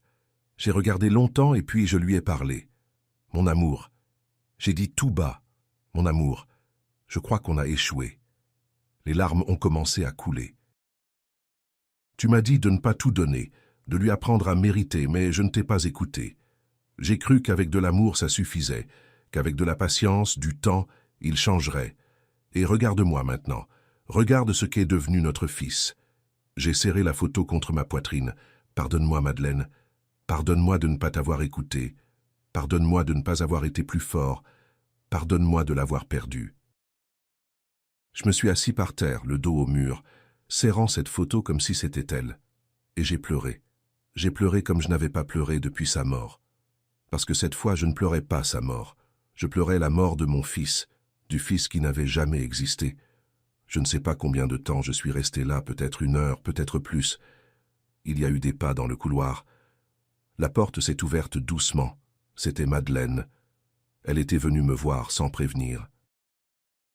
Elle est entrée dans la maison avec sa clé, m'a cherché et m'a trouvé là par terre avec la photo à la main, le visage mouillé de larmes. « Papy », a-t-elle murmuré. Elle s'est agenouillée à côté de moi, m'a pris dans ses bras, et je me suis laissé faire. Comme un enfant, comme quelqu'un qui n'a plus de force. « Papy, qu'est-ce qu'il y a ?» Je n'arrivais pas à parler, je ne faisais que pleurer. Elle m'a tenu et dans cette étreinte, j'ai ressenti quelque chose que je ne ressentais pas depuis des semaines, que quelqu'un me voulait encore, que je n'étais pas complètement seul. Au bout d'un moment, j'ai tout raconté. Le notaire, la conversation dans le jardin, « quand le vieux va casser sa pipe ». Madeleine a écouté les yeux rouges. Quand j'ai terminé, elle a secoué la tête sans y croire. « Non, papy, non. » Mais j'ai fait oui de la tête. « Si, ma chérie. » Et c'est le cas. Elle est restée silencieuse un moment, puis m'a regardé avec une détermination qui m'a surpris. « Papy, tu ne vas pas le laisser faire ça. Tu ne vas pas rester là à attendre qu'il te vole. Tu dois faire quelque chose. » J'ai soupiré. « Et qu'est-ce que je vais faire? C'est mon fils. » Elle a pris mes mains, justement pour ça. Parce que c'est ton fils, et parce que ce qu'il fait n'est pas digne d'un fils, c'est digne d'un voleur. Et un voleur doit apprendre. Ce soir-là, quelque chose a changé en moi. J'ai arrêté d'être la victime, et j'ai commencé à être celui qui décide. Après que Madeleine est partie ce soir-là, je suis resté seul dans la maison. Germaine était déjà dans sa chambre, tout était silencieux, mais dans ma tête, il y avait un vacarme terrible. Les mots de Thierry n'arrêteraient pas de se répéter. Quand le vieux va casser sa pipe, tout ça sera à moi. J'ai marché dans la maison vide, dans l'atelier, dans le salon, dans le jardin sous la lune. Et dans chaque coin, je voyais des fantômes. Je voyais le gamin qu'il avait été, l'homme qu'il aurait pu être et le voleur qu'il était devenu. Je me suis assis sur les marches du jardin, les mêmes où il s'asseyait quand il était petit pour manger du pain beurré. Et j'ai pleuré encore, mais cette fois les larmes n'étaient pas de tristesse, elles étaient de rage. Je suis rentré dans la maison. Je suis monté au premier étage. J'ai ouvert la porte de la chambre de Thierry, la chambre où il a grandi, où il a dormi jusqu'à 18 ans. Je garde encore des affaires à lui. Trophées de l'école, photos d'enfance, un dessin qu'il avait fait à 6 ans. Moi, lui et Madeleine, main dans la main sous un soleil jaune. Je l'ai pris, regardé, et j'ai senti quelque chose se casser en moi. Ce gamin du dessin n'existait plus. Peut-être qu'il n'avait jamais existé. Peut-être que ça avait toujours été une illusion de ma part. Vouloir voir de la bonté là où il n'y avait que de l'ambition. Vouloir voir de l'amour là où il n'y avait que de l'intérêt. J'ai déchiré le dessin en 2, en 4, en petits morceaux, et je les ai laissés tomber par terre. Je suis descendu à la cuisine. Il était 3 heures du matin. J'ai fait du café. Je me suis assis à table et j'ai pensé, qu'est-ce que je vais faire? Je pouvais dénoncer maintenant, mais sans preuve, il dirait que j'étais fou. Je pouvais le confronter, mais il mentirait, comme il mentait toujours. Je pouvais attendre qu'il vole et dénoncer après, mais ça me laissait victime. Et je ne voulais plus être victime. Je voulais être celui qui commande, celui qui décide, celui qui enseigne. Et là, quelque chose s'est éclairci dans mon esprit, froid, calculé. Une idée a commencé à se former, lente mais parfaite. J'ai pris un vieux cahier, un stylo et j'ai commencé à écrire. Plan, j'ai écrit le mot et je l'ai souligné 2 fois. Étape 1, faire une copie fidèle de chaque pièce du coffre. Étape 2, remplacer le vrai contenu par les copies. Étape 3, envoyer les vrais bijoux hors du pays. Étape 4, laisser Thierry voler le coffre. Étape 5, dénoncer publiquement. Étape 6, attendre qu'il essaie de vendre et découvre que c'est du faux. J'ai relu ce que j'avais écrit et j'ai souri. Ce n'était pas un sourire de joie, c'était un sourire de guerre, parce que là, il ne s'agissait plus de pardonner, il s'agissait d'enseigner. Et la meilleure leçon fait mal. Mais là, j'ai pensé à Madeleine, à ce qu'elle dirait si elle était vivante. « Marcel, c'est ton fils. » Et je répondrais, « Ce n'est plus le cas, mon amour. Ce n'est plus le cas. Parce qu'un fils n'attend pas la mort de son père. Un fils ne corrompt pas le notaire. Un fils ne traite pas de vieux celui qui lui a donné la vie. Thierry a cessé d'être mon fils le jour où il a choisi l'or plutôt que moi. Et je devais enfin accepter. Aussi douloureux que ce soit, aussi destructeur que ce soit, je devais accepter que le fils que j'avais aimé était mort depuis longtemps. À 5 heures du matin, j'ai pris une décision. J'allais essayer une dernière fois, une dernière chance. J'allais appeler Thierry, j'allais tout dire sans filtre, sans peur. J'allais lui mettre la vérité en face. Et si après ça, il continuait sur le même chemin, alors je mettrais le plan en action sans culpabilité, sans regret. J'ai pris le téléphone, composé le numéro, ça a sonné une fois. 2, 3. « Papa, qu'est-ce qu'il y a ?» Il est 5 heures du matin. Sa voix était irritée. J'ai pris une grande inspiration. « Thierry, je dois te parler. C'est important. » Il y a eu un silence. « Papa, là ça va pas. »« Je dors. Rappelle plus tard. » Et il a raccroché. Comme ça, sans plus, sans demander si j'allais bien, sans s'inquiéter. Et là, dans ce clic de téléphone, tout s'est confirmé. J'ai rappelé. Cette fois, il n'a pas répondu. J'ai rappelé encore. Boîte vocale. « Thierry, j'ai dit dans le message, je sais ce que tu prépares. Je sais que tu veux ce coffre. Je sais que tu attends que je meure. Et je veux que tu saches une chose. Ce coffre ne sera jamais à toi. Parce qu'un fils qui attend la mort de son père ne mérite rien. Absolument rien. » J'ai raccroché et j'ai attendu. 1 heure, 2, rien. Thierry n'a pas rappelé, n'a pas envoyé de message, rien. Et ce rien a été la réponse la plus claire que je pouvais avoir. Il avait choisi et moi aussi. Ce matin-là, quand Germaine est arrivée, elle m'a trouvé assis à l'atelier, avec le cahier ouvert, avec le plan écrit. « Monsieur Marcel, vous n'avez pas dormi ?» J'ai secoué la tête. « Non, Germaine, mais ça n'a pas d'importance, parce que cette nuit, j'ai pris la décision la plus importante de ma vie. » Elle s'est assise en face de moi. « Qu'est-ce que vous allez faire ?» Je l'ai regardé droit dans les yeux. « Je vais laisser mon fils se pendre tout seul. Je vais lui donner assez de cordes pour qu'il se pende. Et quand il le fera, le monde entier saura qui il est vraiment. » Germaine a fait oui de la tête, lentement. « Alors je suis avec vous jusqu'au bout. » J'ai pris sa main. « Merci, Germaine. Tu ne sais pas à quel point ça compte. Plus tard, Madeleine est arrivée. Elle était venue sans prévenir encore. Elle m'a vu avec le cahier. « Papy, c'est quoi ça ?» J'ai montré le plan. Elle a lu en silence. Quand elle a fini, elle a levé les yeux pleins de larmes. « Papy, ça va le détruire. » J'ai fait oui de la tête. « Je sais. Mais il a choisi de se détruire le premier. Moi, je vais juste m'assurer qu'il apprenne la leçon. » Elle a été restée silencieuse un moment, puis a dit quelque chose qui m'a surpris.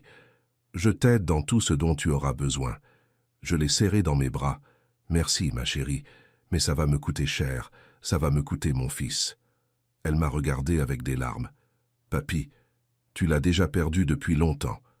Maintenant, tu ne fais que fermer la porte. Cet après-midi-là, j'ai appelé Raymond. Mais avant, j'ai fait encore une chose. Je suis entré dans la chambre du fond, j'ai ouvert le coffre, j'ai sorti chaque pièce, une par une, je les ai posées sur la table, et en les regardant, je leur ai parlé comme si elles avaient une âme. Vous allez m'aider à lui donner une leçon. La dernière leçon. J'ai fermé le coffre vide et à ce moment-là, j'ai senti que quelque chose en moi s'était aussi vidé. L'espoir, l'illusion, l'amour inconditionnel. Tout était parti. Et ce qui restait, c'était un vieil homme fatigué, mais décidé. Décidé à rendre justice, même si ça me coûtait ce qui me restait, la chance de serrer mon fils dans mes bras sans sentir de trahison. Le lendemain de ma décision, avec le plan déjà écrit dans le cahier, j'ai appelé Raymond Daubert. « Raymond, je dois te voir aujourd'hui. C'est urgent. » Il a remarqué quelque chose dans ma voix. « Ça va, Marcel ?» Je n'ai pas répondu. « Tu peux venir à la maison à 10 heures ? Il a accepté tout de suite. J'ai raccroché. Germaine m'a fait du café. « Qu'est-ce que vous allez faire, monsieur Marcel ?» Je l'ai regardé et, pour la première fois depuis des semaines, j'ai souri. Ce n'était pas un sourire de bonheur, c'était un sourire de décision. Je vais lui donner une leçon qu'il n'oubliera jamais, même si ça me coûte tout ce qui me reste. Germaine a fait oui de la tête, lentement. Alors, comptez sur moi. Madeleine avait dormi à la maison, elle est descendue. Papy, moi aussi je veux aider. On s'est regardé, et là, dans cette vieille cuisine, le plan s'est formé. Raymond est arrivé à l'heure, il a amené son chapeau de paille, sa chemise à carreaux, son air inquiet. On s'est assis à l'atelier. J'ai fermé la porte. « Raymond, je dois te demander quelque chose que je n'ai jamais demandé. » Il a enlevé son chapeau. « Parle. » J'ai pris une grande inspiration. J'ai besoin que tu fasses une copie fidèle de chaque pièce qui est dans le coffre. Chaque lingot, chaque bijou, chaque bague, tout. Raymond m'a regardé comme s'il ne comprenait pas. Des copies, j'ai fait oui de la tête. Il a froncé les sourcils. « Marcel, pourquoi faire ?» Je l'ai regardé droit dans les yeux. Pour laisser mon fils me voler, mais sans emporter ce qu'il croit. Le silence a été long. Raymond s'est adossé à sa chaise et puis, lentement, il a commencé à comprendre. « Tu veux dire que… » J'ai coupé. « Oui, je vais remplacer tout le vrai contenu par des copies. Les vrais bijoux, je vais les envoyer ailleurs, dans un endroit sûr, et je vais laisser Thierry prendre le coffre. Mais quand il l'ouvrira, quand il essaiera de vendre, il découvrira que tout est faux, et là il comprendra qui je suis. » Raymond est resté silencieux un moment, puis il a soupiré. « Marcel, c'est génial et douloureux. J'ai fait oui de la tête. Je sais, mais c'est le seul moyen. Si j'appelle la police maintenant, il dit que c'est un mensonge, que je suis vieux, paranoïaque. J'ai besoin de preuves. J'ai besoin qu'il se pende tout seul. » Raymond m'a tendu la main, compte sur moi. Après que Madeleine est partie ce soir-là, je suis resté seul dans la maison. Germaine était déjà dans sa chambre, tout était silencieux, mais dans ma tête, il y avait un vacarme terrible. Les mots de Thierry n'arrêtaient pas de se répéter. Quand le vieux va casser sa pipe, tout ça sera à moi. J'ai marché dans la maison vide, dans l'atelier, dans le salon, dans le jardin sous la lune. Et dans chaque coin, je voyais des fantômes. Je voyais le gamin qu'il avait été, l'homme qu'il aurait pu être et le voleur qu'il était devenu. Je me suis assis sur les marches du jardin, les mêmes où il s'asseyait quand il était petit pour manger du pain beurré. Et j'ai pleuré encore, mais cette fois les larmes n'étaient pas de tristesse, elles étaient de rage. Je suis rentré dans la maison. Je suis monté au premier étage, j'ai ouvert la porte de la chambre de Thierry, la chambre où il a grandi, où il a dormi jusqu'à 18 ans.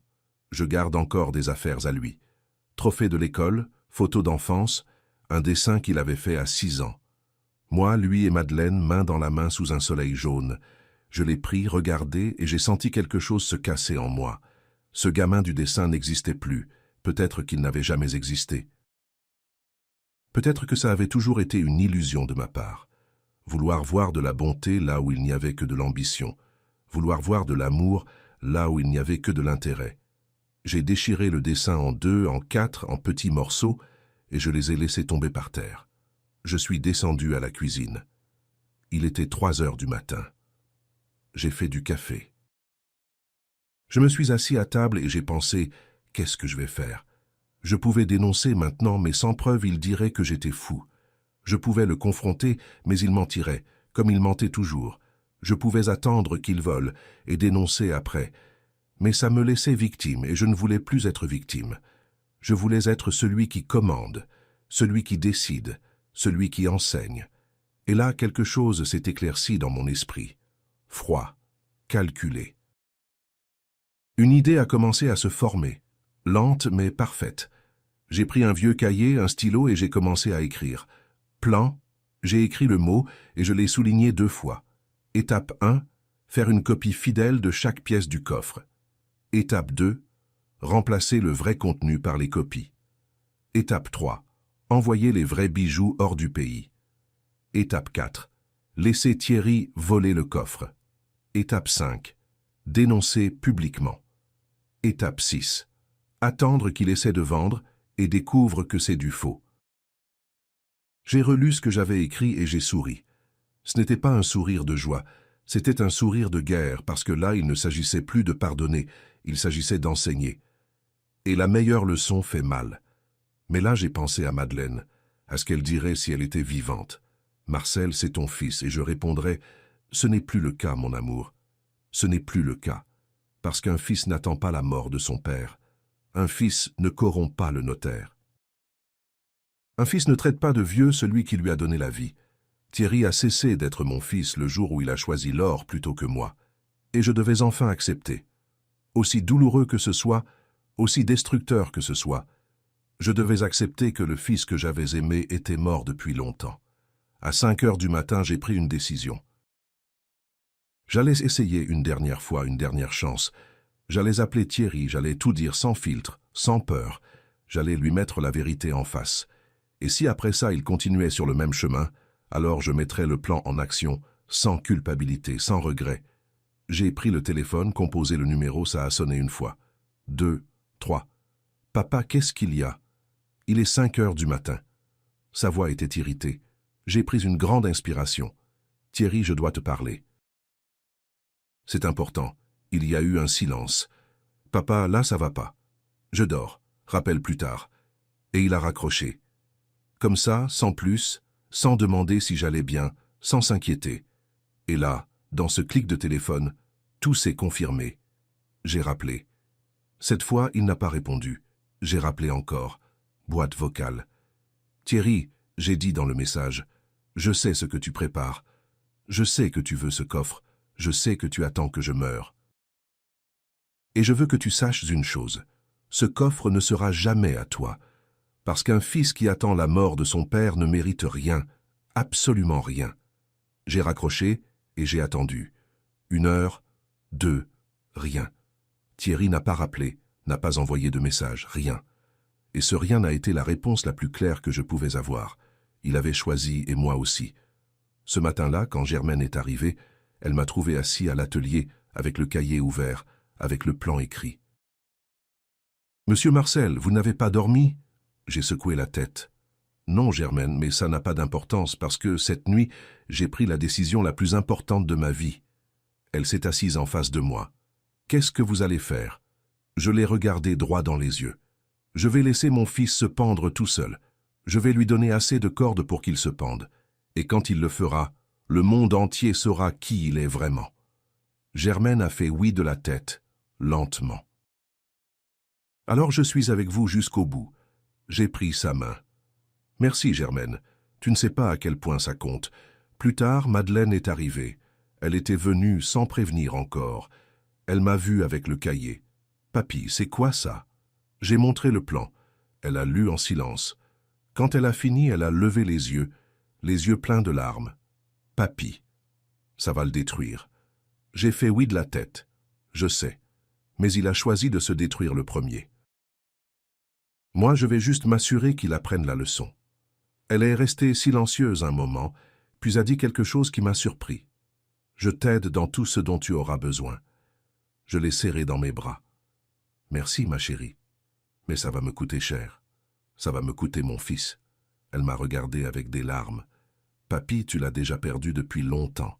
Maintenant, tu ne fais que fermer la porte. » Cet après-midi-là, j'ai appelé Raymond, mais avant, j'ai fait encore une chose. Je suis entré dans la chambre du fond, j'ai ouvert le coffre, j'ai sorti chaque pièce une par une, je les ai posées sur la table, et en les regardant, je leur ai parlé comme si elles avaient une âme. Vous allez m'aider à lui donner une leçon. La dernière leçon. J'ai fermé le coffre vide. Ce même après-midi, on a ouvert le coffre. Madeleine, Germaine, Raymond et moi. On a tout mis sur la table de l'atelier. Bijoux anciens, bagues avec émeraude, colliers de perles, lingots d'or pur. Tout brillait sous la lumière. Madeleine regardait les yeux écarquillés. « Papy, je n'avais jamais vu tout ça ensemble. » J'ai fait oui de la tête. C'est 3 générations de travail. C'est de l'histoire. Et ton père croit qu'il peut prendre tout ça comme si ça ne valait rien. Raymond a mesuré, pris des photos, fait des croquis. Ça va prendre 2 semaines, a-t-il dit. Mais je vais faire les meilleures copies de ma vie. Ça aura l'air vrai. Seul un expert avec du matériel spécial verra la différence. Je l'ai serré dans mes bras. « Merci, mon ami. Merci de ne pas me juger. Madeleine regardait tout, puis m'a regardé. Papy, t'es sûr de ça? C'est ton fils. J'ai coupé doucement. Justement pour ça, ma chérie. Parce que c'est mon fils. Parce que si je ne lui apprends pas maintenant, il n'apprendra jamais, et il finira par se détruire. Je ne peux plus le sauver, mais peut-être que je peux éviter qu'il se perde davantage. Elle avait les larmes aux yeux. Et si après ça il ne te parle plus jamais? J'ai souri tristement. Ma chérie, il ne me parle déjà plus, il m'utilise. Et je préfère qu'il me déteste en connaissant la vérité plutôt qu'il m'utilise en me prenant pour un idiot. Elle m'a serré dans ses bras et a pleuré sur mon épaule. Je t'admire tellement, papy. Je lui ai embrassé le front. Et moi je t'admire, ma petite, d'être restée à mes côtés. Cet après-midi-là, j'ai appelé Raymond. Mais avant, j'ai fait encore une chose. Je suis entré dans la chambre du fond, j'ai ouvert le coffre, j'ai sorti chaque pièce, une par une. Je les ai posées sur la table, et en les regardant, je leur ai parlé comme si elles avaient une âme. Vous allez m'aider à lui donner une leçon. La dernière leçon. J'ai fermé le coffre vide, et à ce moment-là, j'ai senti que quelque chose en moi s'était aussi vidé. L'espoir, l'illusion, l'amour inconditionnel. Tout était parti. Et ce qui restait, c'était un vieil homme fatigué mais décidé, décidé à rendre justice, même si ça me coûtait ce qui me restait, la chance de serrer mon fils dans mes bras sans sentir de trahison. Les 2 semaines suivantes, Raymond a travaillé jour et nuit. Il arrivait tôt, partait tard, il fondait du métal, taillait de fausses pierres, vieillissait des pièces neuves pour qu'elles aient l'air anciennes. C'était un artiste, un maître. J'aidais quand je pouvais. Parfois, Madeleine venait après la fac et apportait à manger. Germaine surveillait la maison, prévenait si Thierry se montrait. Tout secret, tout bien organisé. Un après-midi, pendant que Raymond polissait une fausse bague, il a dit « Tu sais, Marcel, je n'aurais jamais pensé faire ça. Des copies pour tromper un voleur et encore moins si le voleur c'est ton fils. » J'ai soupiré. Moi non plus je n'aurais pas pensé en arriver là. Mais nous voilà. Il a fait oui de la tête.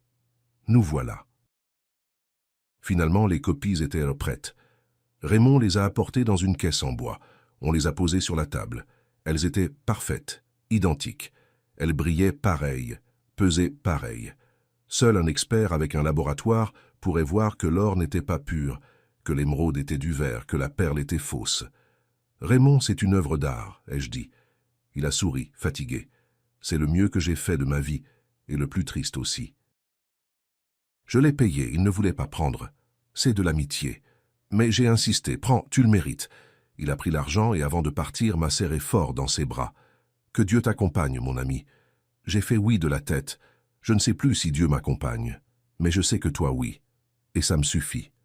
Ce soir-là, avec l'aide de Madeleine et Germaine, on a remplacé le contenu du coffre. Les vrais bijoux ont été rangés dans une valise scellée.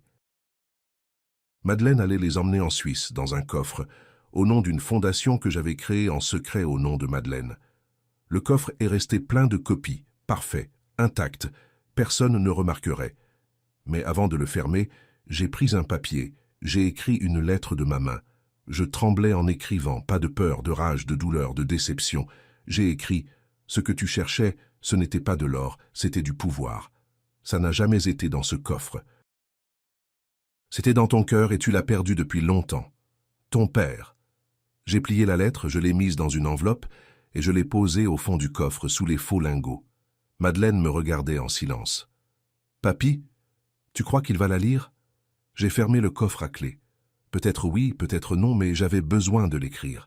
J'avais besoin qu'il sache que je ne suis pas le vieil idiot, que je savais, que j'ai toujours su. Germaine a mis sa main sur mon épaule. « Monsieur Marcel, vous êtes l'homme le plus courageux que je connaisse. » J'ai secoué la tête. « Je ne suis pas courageux, Germaine. Je suis juste fatigué. Fatigué d'être trompé. Fatigué d'être invisible. Fatigué d'attendre que mon fils soit qui il ne sera jamais. » J'ai fermé le coffre à clé, j'ai tourné la clé et j'ai senti quelque chose comme de la paix. Madeleine est partie ce même soir pour la Suisse avec les vrais bijoux. Je lui ai donné une lettre signée, des documents légaux.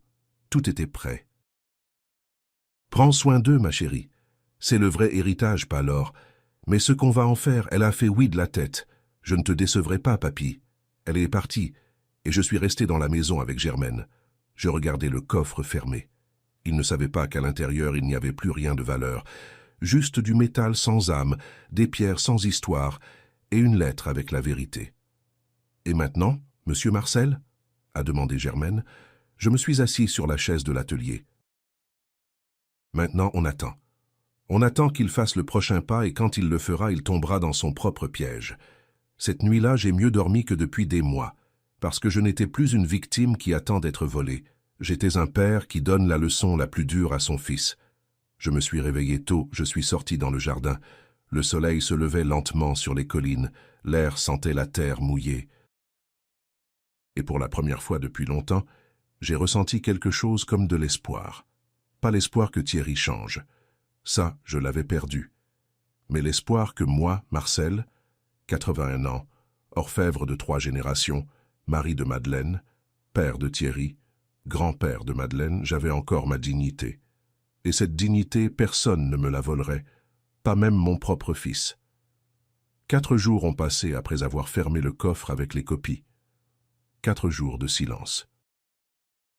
Thierry n'a pas appelé, n'est pas venu, rien. Je continuais ma routine normale. Je prenais mon café avec Germaine, je travaillais à l'atelier, je sortais dans le jardin l'après-midi. Mais tout était différent parce que maintenant, je savais ce qui allait venir et j'étais prêt. Madeleine appelait de Suisse tous les soirs. « Papy, tout est en sécurité.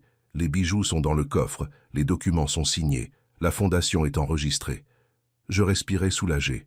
« Merci, ma chérie. » Maintenant, on attend. Et attendre était le plus difficile, parce que je savais qu'à tout moment, mon fils allait porter le coup final. Et quand il le ferait, j'étais prêt. Le 5e jour, un mardi après-midi, Thierry est apparu. Il est arrivé seul, sans Nathalie, sans Arnaud, sans cet air prétentieux qu'il avait toujours. Il a frappé à la porte. Germaine a ouvert, m'a prévenu du regard. J'étais à l'atelier, j'ai pris une grande inspiration. Je suis sorti. Je l'ai vu debout dans le salon. Il portait un jean, une chemise simple, les mains dans les poches. Il avait l'air différent, plus humain, plus doux. « Salut, papa », a-t-il dit. Sa voix sonnait autrement, sans dureté, presque comme avant. Je suis resté à la porte. « Salut, Thierry. » Il s'est approché. « On peut parler ?» J'ai fait oui de la tête. On s'est assis, et pendant une seconde, juste une seconde, j'ai ressenti quelque chose que je ne ressentais pas depuis des mois. De l'espoir. Thierry a parlé lentement. Il regardait par terre, pas moi. « Papa, je réfléchis beaucoup à nous, à combien on s'est éloigné. » J'ai écouté en silence. Il a continué. « Je sais que j'ai été dur avec toi. Je sais que j'ai dit des choses que j'aurais pas dû. Et je m'excuse. J'ai senti quelque chose bouger dans ma poitrine, quelque chose que je croyais mort. Papa, peut-être que t'as raison. Peut-être que je me suis trop éloigné. Peut-être que j'ai oublié ce qui est important. Je voulais y croire. » Mon Dieu, comme je voulais y croire. Je l'ai regardé dans les yeux et pendant un moment, j'ai vu le gamin qu'il avait été, le fils que j'avais perdu, Thierry. J'ai commencé à parler, mais il a levé la main. Laisse-moi finir. J'ai fait oui de la tête et j'ai attendu. Et dans ce silence, une partie de moi priait pour que ce qui venait après soit vrai. « C'est pour ça que je veux t'aider », a-t-il dit. Et là, dans ce mot, quelque chose a changé. Aider, ce n'était pas « pardonne-moi ». Ce n'était pas « tu me manques », c'était autre chose. Il a continué à parler. « Je veux que tu sois tranquille, papa, que tu ne t'inquiètes plus pour ce coffre, pour la sécurité, pour rien. » J'ai commencé à sentir le froid. J'ai parlé avec Arnaud. Il a tout préparé. Il peut mettre le coffre dans un dépôt professionnel, blindé, avec assurance, avec tout. Là, c'était la vérité. Il n'était pas venu s'excuser. Il n'était pas venu se réconcilier, il était venu conclure son coup, et il le faisait de la façon la plus lâche, déguisé en inquiétude, en amour, en aide. Je l'ai laissé parler, je n'ai pas coupé. Il a continué. « Papa, je m'occupe de tout. T'as rien à faire. Tu donnes juste la permission. Tu signes les papiers, et c'est bon. Tu dormiras tranquille, sachant que tout est protégé. » Il parlait vite maintenant, avec enthousiasme, comme un vendeur, comme un escroc. Et moi je ne faisais que regarder sa bouche bouger. disant de jolies paroles qui cachaient un sale mensonge. Quand il a fini, il y a eu un silence. Il me regardait attendant une réponse, attendant que je dise non pour pouvoir insister, pour continuer à manipuler. Mais je n'ai pas dit non. J'ai dit quelque chose que même moi je n'attendais pas. « D'accord, fiston. » Thierry a cligné des yeux. « Quoi ?» J'ai répété calmement, d'une voix ferme. « D'accord, fais-le. » Il n'en croyait pas ses oreilles. « Sérieux ?» J'ai fait oui de la tête. « Oui, t'as raison, je suis déjà vieux. Je ne peux plus m'occuper de tout ça. Si tu veux t'en charger, vas-y. » J'ai vu ses yeux s'illuminer, sa bouche se courber en un sourire qu'il essayait de cacher. « Papa, merci, vraiment. Merci de me faire confiance. Je n'ai rien dit de plus. » Il s'est levé, m'a serré dans ses bras, et je l'ai laissé faire. J'ai senti ses bras autour de moi, et je n'ai pas senti d'amour. J'ai senti du mensonge. J'ai senti de la trahison. J'ai senti l'étreinte d'un étranger qui portait le nom de mon fils. « Je vais tout organiser avec Arnaud, » a-t-il dit, excité. « Dans quelques jours, on vient chercher. D'accord ?» J'ai fait oui de la tête. « D'accord. » Il a souri encore plus. « Parfait. Papa, vraiment, c'est ce qu'il y a de mieux, tu vas voir. » Il est parti, monté dans sa voiture. Il a démarré, disparu. Et je suis resté debout à la porte, les regardant s'éloigner sur le chemin de terre, soulevant de la poussière, emportant le coffre, emportant les copies, emportant leur propre condamnation. Et je n'ai pas ressenti de tristesse. J'ai ressenti quelque chose comme de la paix. Mais là, j'ai entendu pleurer. Je me suis retourné. Germaine était à la fenêtre du premier étage, en train de pleurer. Elle était revenue. Elle n'était pas partie. Elle était restée cachée, regardant tout. Je suis monté, je suis entré dans la chambre. Elle était là, la main sur le visage, sanglotant. « Monsieur Marcel, j'ai tout vu, j'ai vu tout emporter. Comme des voleurs, comme des... » Je n'ai pas fini. Je me suis approché, je l'ai serré dans mes bras. « C'est fini, Germaine, c'est fini. » Elle m'a regardé les yeux rouges. « Comment vous pouvez rester aussi calme ?» Je l'ai regardé droit dans les yeux. « Parce que je l'ai déjà puni, Germaine. Il ne le sait juste pas encore. » Elle a compris et a arrêté de pleurer. Ce soir-là, j'ai appelé maître Jean-Pierre Duval. « Jean-Pierre, c'est arrivé ce qu'on attendait. Ils ont pris le coffre. Il y a eu un silence de l'autre côté. Vous voulez que je dépose la plainte ?»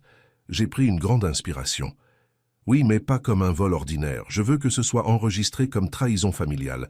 Je veux que ça sorte dans les journaux, dans les nouvelles, partout. Je veux que le nom de Thierry soit marqué. » Maître Duval a hésité. « Monsieur Lefebvre, ça va être très public, très douloureux. » J'ai fermé les yeux. « Je sais, mais c'est nécessaire, parce que si je ne le fais pas, il continuera à croire qu'il peut faire ce qu'il veut sans conséquence. Et ça doit s'arrêter. » Maître Duval a soupiré. « Compris.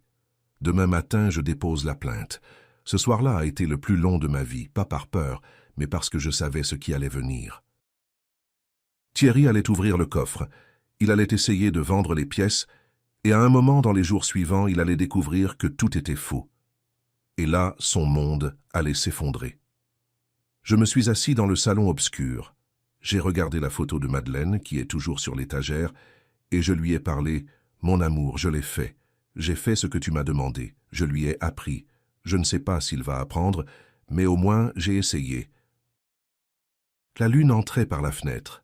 La maison était silencieuse, et moi, pour la première fois depuis des mois, je me sentais en contrôle. Je n'étais plus une victime. J'étais un juge. Et le verdict était déjà rendu.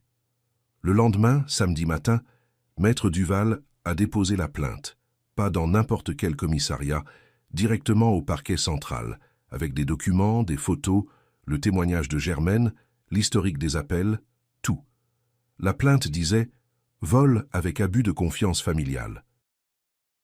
Le fils Thierry, 48 ans, a pris un coffre d'une valeur de 17,5 millions d'euros de la maison de son père, Marcel, 81 ans, par la ruse et la manipulation.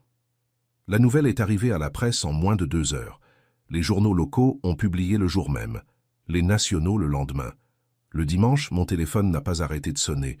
Des journalistes, des voisins, des gens que je n'avais pas vus depuis des années. Tout le monde voulait savoir, tout le monde voulait parler. Je n'ai répondu à personne. J'attendais juste. J'attendais l'appel que je savais qui allait arriver. Et il est arrivé lundi matin. C'était Thierry. Sa voix était désespérée. « Papa, qu'est-ce que t'as fait? C'est dans tous les journaux. Tout le monde dit que je t'ai volé. C'est de la folie. » J'ai écouté en silence. Il criait. « Papa, je voulais juste t'aider. Je ne t'ai pas volé. Le coffre est en sécurité. Il est au dépôt, comme on avait dit. » J'ai attendu qu'il se taise et quand il s'est tu, j'ai dit calmement « Thierry, ouvre le coffre. » Il y a eu un silence. « Quoi ?» J'ai répété. « Ouvre le coffre et après rappelle-moi. » J'ai raccroché, je me suis assis et j'ai souri. Ce n'était pas un sourire de bonheur, c'était un sourire de justice. Germaine est entrée. C'était lui? J'ai fait oui de la tête. Oui. Il a lu le journal, mais il n'a pas encore ouvert le coffre. Elle s'est assise en face de moi. Et qu'est-ce qui va se passer quand il l'ouvrira? J'ai regardé par la fenêtre. Il va découvrir que l'homme qu'il croyait pouvoir voler était plus malin que lui, plus fort que lui et plus digne que lui. Et ça va être la leçon la plus chère de sa vie. 2 jours sont passés sans nouvelles de Thierry. 2 jours de silence mortel. Je savais que quelque chose se passait.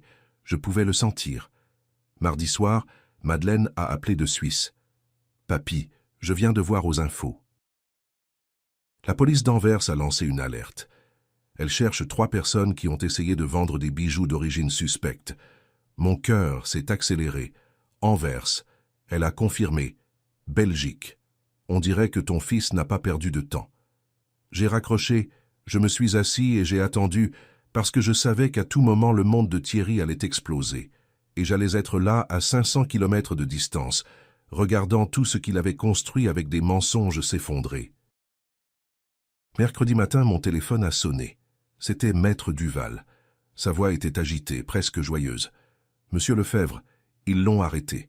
La police belge l'a arrêté à Anvers. Lui, sa femme et Arnaud Beaumont. J'ai fermé les yeux. Qu'est-ce qui s'est passé ?» Maître Duval a pris une grande inspiration. Ils ont essayé de vendre les pièces dans le quartier des Diamantaires.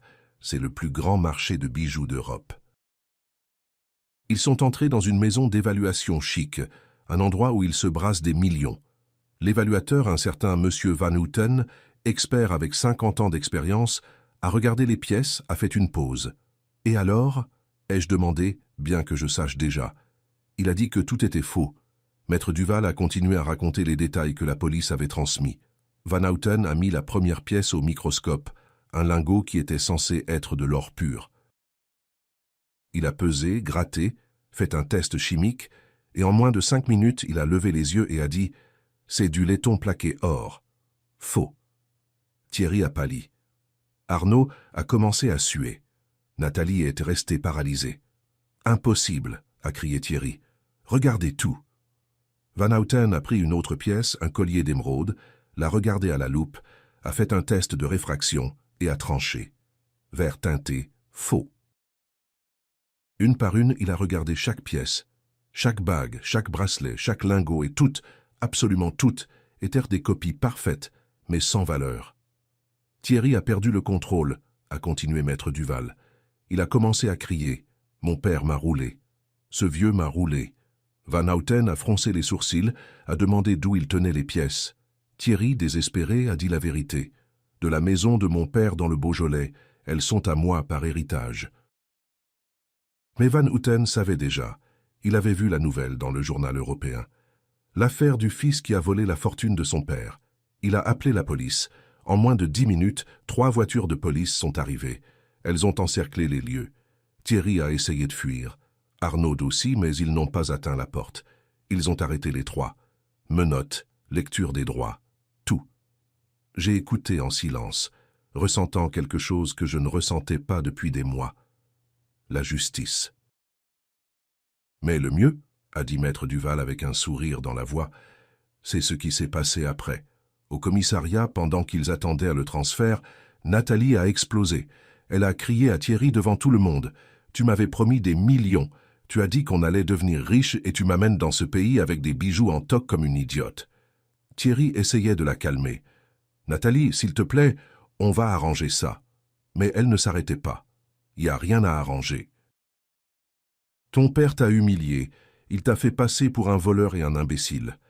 Et là, elle a dit quelque chose qui a confirmé tout ce que je soupçonnais. Je t'ai épousé pour l'argent que t'allais hériter, et y a rien, rien. Maître Duval a fait une pause dramatique. Quand la police française est arrivée pour coordonner l'extradition, Nathalie a demandé à parler au consul. Elle a dit qu'elle ne savait rien, que Thierry l'avait trompée, qu'elle aussi était une victime. Ils l'ont laissée partir faute de preuves. Elle a pris le premier avion de retour, mais pas pour Paris, pour Bordeaux, chez sa mère. Quand Thierry a su qu'elle l'avait abandonné, il s'est effondré. Il a pleuré comme un enfant dans sa cellule.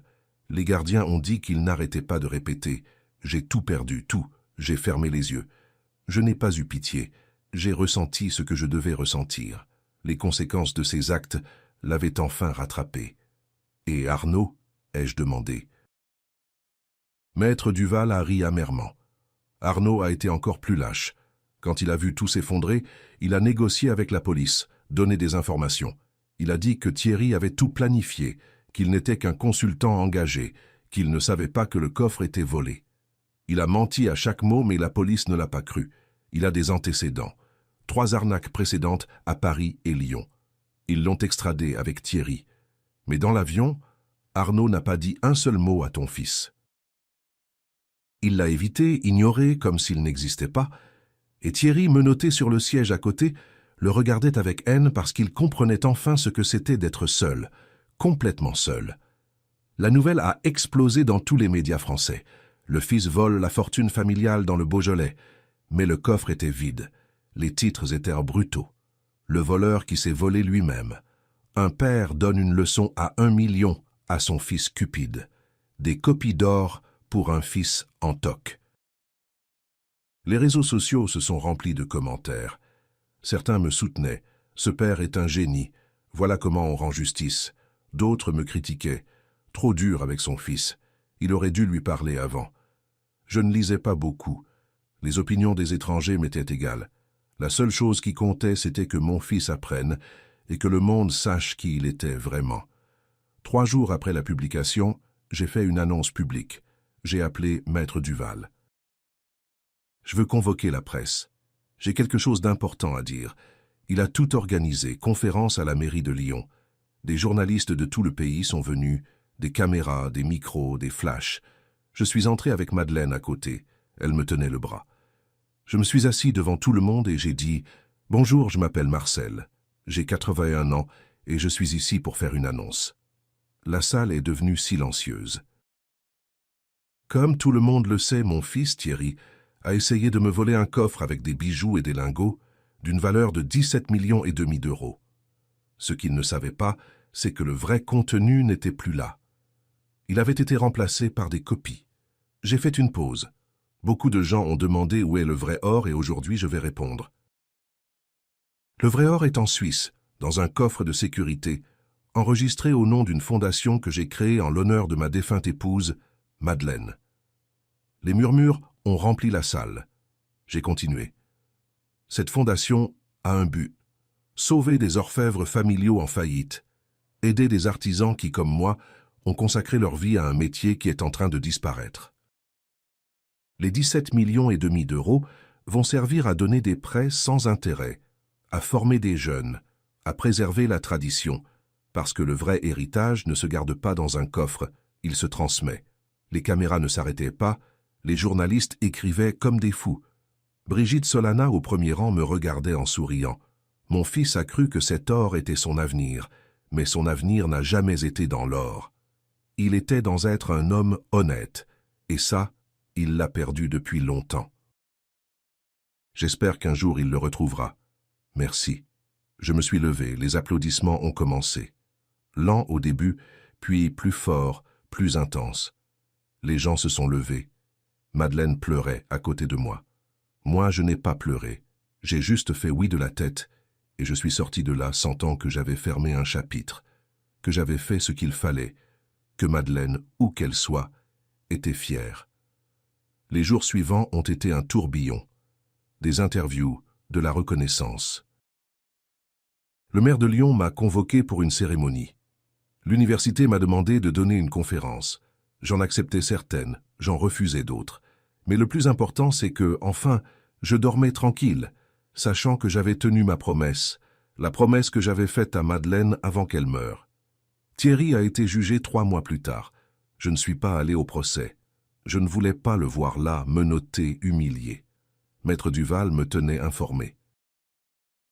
Ils l'ont condamné à 2 ans de prison avec sursis. Il ne va pas en prison s'il respecte les conditions. Travail d'intérêt général, thérapie, interdiction de s'approcher de toi. J'ai fait oui de la tête. D'accord. Arnaud a pris 3 ans. Il avait des antécédents, il n'a pas eu de chance. Nathalie n'a jamais été accusée. Elle a divorcé de Thierry par lettre, sans procédure, sans rien. Elle a juste signé les papiers et a disparu de sa vie. Gérard Morin, l'ancien associé qui m'avait prévenu, a appelé. « Monsieur Lefebvre, justice a été faite. » J'ai remercié. « Merci de m'avoir prévenu ce jour-là. » Il a ri. « C'est à vous qu'il faut dire merci pour avoir eu le courage de faire quelque chose. 6 mois ont passé, 6 mois de silence. Thierry n'a pas appelé, n'a pas écrit, rien. Je continuais ma vie, je travaillais à l'atelier. Madeleine venait me voir souvent. La fondation a commencé à fonctionner. On a aidé 5 orfèvres de la région. On a donné des bourses à 10 jeunes. Le nom de Madeleine était sur toutes les plaques, tous les documents, et je sentais que d'une certaine façon, elle était encore vivante.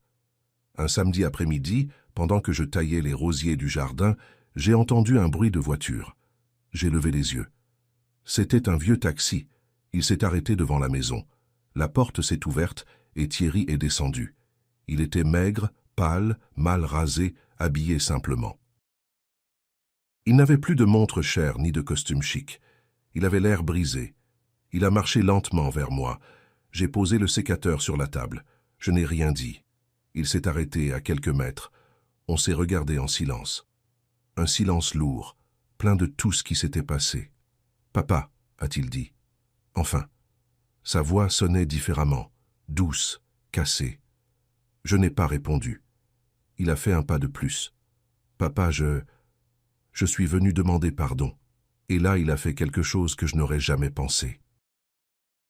Il s'est agenouillé là, au milieu du jardin, avec la terre humide salissant ses genoux. Mon fils s'est agenouillé devant moi. « Pardonne-moi, papa, j'ai eu tort. J'ai eu tort en tout. » Les larmes coulaient sur son visage. J'ai tout perdu. Nathalie, les amis, ma réputation, ma dignité, tout. Je le regardais de haut. Pas avec haine, ni avec amour, avec une tristesse profonde. La tristesse d'un père qui voit son fils détruit et sait qu'il ne peut pas le sauver. « Papa, s'il te plaît, dis quelque chose, crie, frappe, n'importe quoi, mais ne me regarde pas comme ça. » Je me suis baissé, je me suis mis à sa hauteur, je l'ai regardé droit dans les yeux. « Fiston, je t'ai pardonné depuis longtemps, avant que tu prennes le coffre parce que je savais que tu allais le prendre, et parce que je savais aussi que ça allait arriver. » Il sanglotait. « Alors, pardonne-moi. » J'ai soupiré. « Je pardonne, mais il y a quelque chose que je ne peux pas te rendre. » Il m'a regardé, confus. « Quoi, papa ?» J'ai mis ma main sur son épaule. « Ton nom, celui-là, tu l'as perdu tout seul. » Il a fermé les yeux. « Tu comprends ? Ton nom, Thierry, n'est plus le même. Quand les gens l'entendront, ils se souviendront de ce que tu as fait, de la trahison, du vol, de la cupidité. Ça, je ne l'efface pas. Ça, seul, toi, tu peux l'effacer. » Il continuait à pleurer. « Comment, papa? Comment je récupère ?» Je me suis levé, j'ai tendu la main, il l'a prise. Je l'ai aidé à se relever. « Ne demande pas pardon à moi, fiston. Demande pardon à toi-même. Pardonne-toi pour ce que tu as été et commence à être ce que tu aurais pu être. Travaille, aide, construis. Et peut-être qu'un jour, quand quelqu'un entendra ton nom, il pensera à quelque chose de bien. Mais ça, je ne le verrai pas. Ça, tu le fais tout seul. » Thierry m'a serré fort dans ses bras, désespérément, comme quand il était petit et qu'il avait peur. Je l'ai laissé faire, mais je n'ai pas serré en retour, parce que quelque chose en moi était déjà cassé, et je ne pouvais pas faire semblant que tout allait bien. Il s'est écarté, a essuyé ses larmes. « Merci, papa, pour tout, pour la leçon, pour ne pas avoir abandonné. » J'ai fait oui de la tête. « Prends soin de toi, fiston. » Il a marché vers le taxi. Avant de monter, il s'est retourné. Un jour tu pourras me regarder comme avant. J'ai pris une grande inspiration et j'ai dit la vérité. Je ne sais pas, Thierry. Sincèrement, je ne sais pas. Il a fait oui de la tête, il est monté dans le taxi et il est parti. Je suis resté là debout au milieu du jardin regardant la voiture disparaître et pour la première fois, je n'ai pas ressenti de douleur. J'ai ressenti du soulagement. Parce que, enfin, après tout ce temps, j'avais dit ma vérité. Quelques semaines plus tard, Madeleine est venue me rendre visite. Mais cette fois, elle n'est pas venue seule. Elle a amené son fils, mon arrière-petit-fils, un gamin de 3 ans, avec de grands yeux et un sourire espiègle. Il s'appelait Mathieu. Il a couru vers moi les bras ouverts. « Papy, papy ». Je l'ai soulevé, serré dans mes bras, et j'ai ressenti quelque chose que je ne ressentais pas depuis longtemps, de l'espoir. Madeleine me regardait tendrement. « Papy, tu lui raconteras un jour quand il sera grand. Tu lui raconteras tout ce qui s'est passé ?» J'ai regardé Mathieu, si innocent, si pur. « Oui, ma chérie. Quand il sera en âge de comprendre, je lui raconterai que le vrai or ne se garde pas, il se transmet, que la fortune se perd, mais la dignité se préserve. C'est pour toujours. » Madeleine m'a serré dans ses bras. On est restés là tous les trois dans le jardin sous le soleil, et j'ai su que malgré tout, malgré la douleur, malgré la trahison, quelque chose de bien était sorti de tout ça. J'avais retrouvé mon nom, et ça, personne ne me l'enlève. Et toi, tu as déjà fait confiance à quelqu'un qui t'a trahi? Tu as eu le courage de faire quelque chose, ou tu es resté silencieux à attendre que le temps guérisse la blessure? Parfois, les personnes qu'on aime le plus sont celles qui font le plus mal. Et ça fait mal comme rien au monde, mais ça enseigne aussi. Ça enseigne qui on est, ça enseigne ce qu'on peut supporter, et ça enseigne que la dignité est la seule chose qu'on a vraiment. Si cette histoire t'a touché au cœur, laisse un commentaire ci-dessous. Dis-nous d'où tu nous écoutes. Dis-nous si tu as vécu quelque chose comme ça. Et si ces histoires de vie, de douleur, de justice t'émeuvent comme moi, abonne-toi. Chaque jour, je partage une nouvelle histoire. Une histoire qui pourrait être la tienne ou celle de quelqu'un que tu connais. On se retrouve dans la prochaine histoire. Passe une excellente journée ou une excellente soirée, où que tu sois.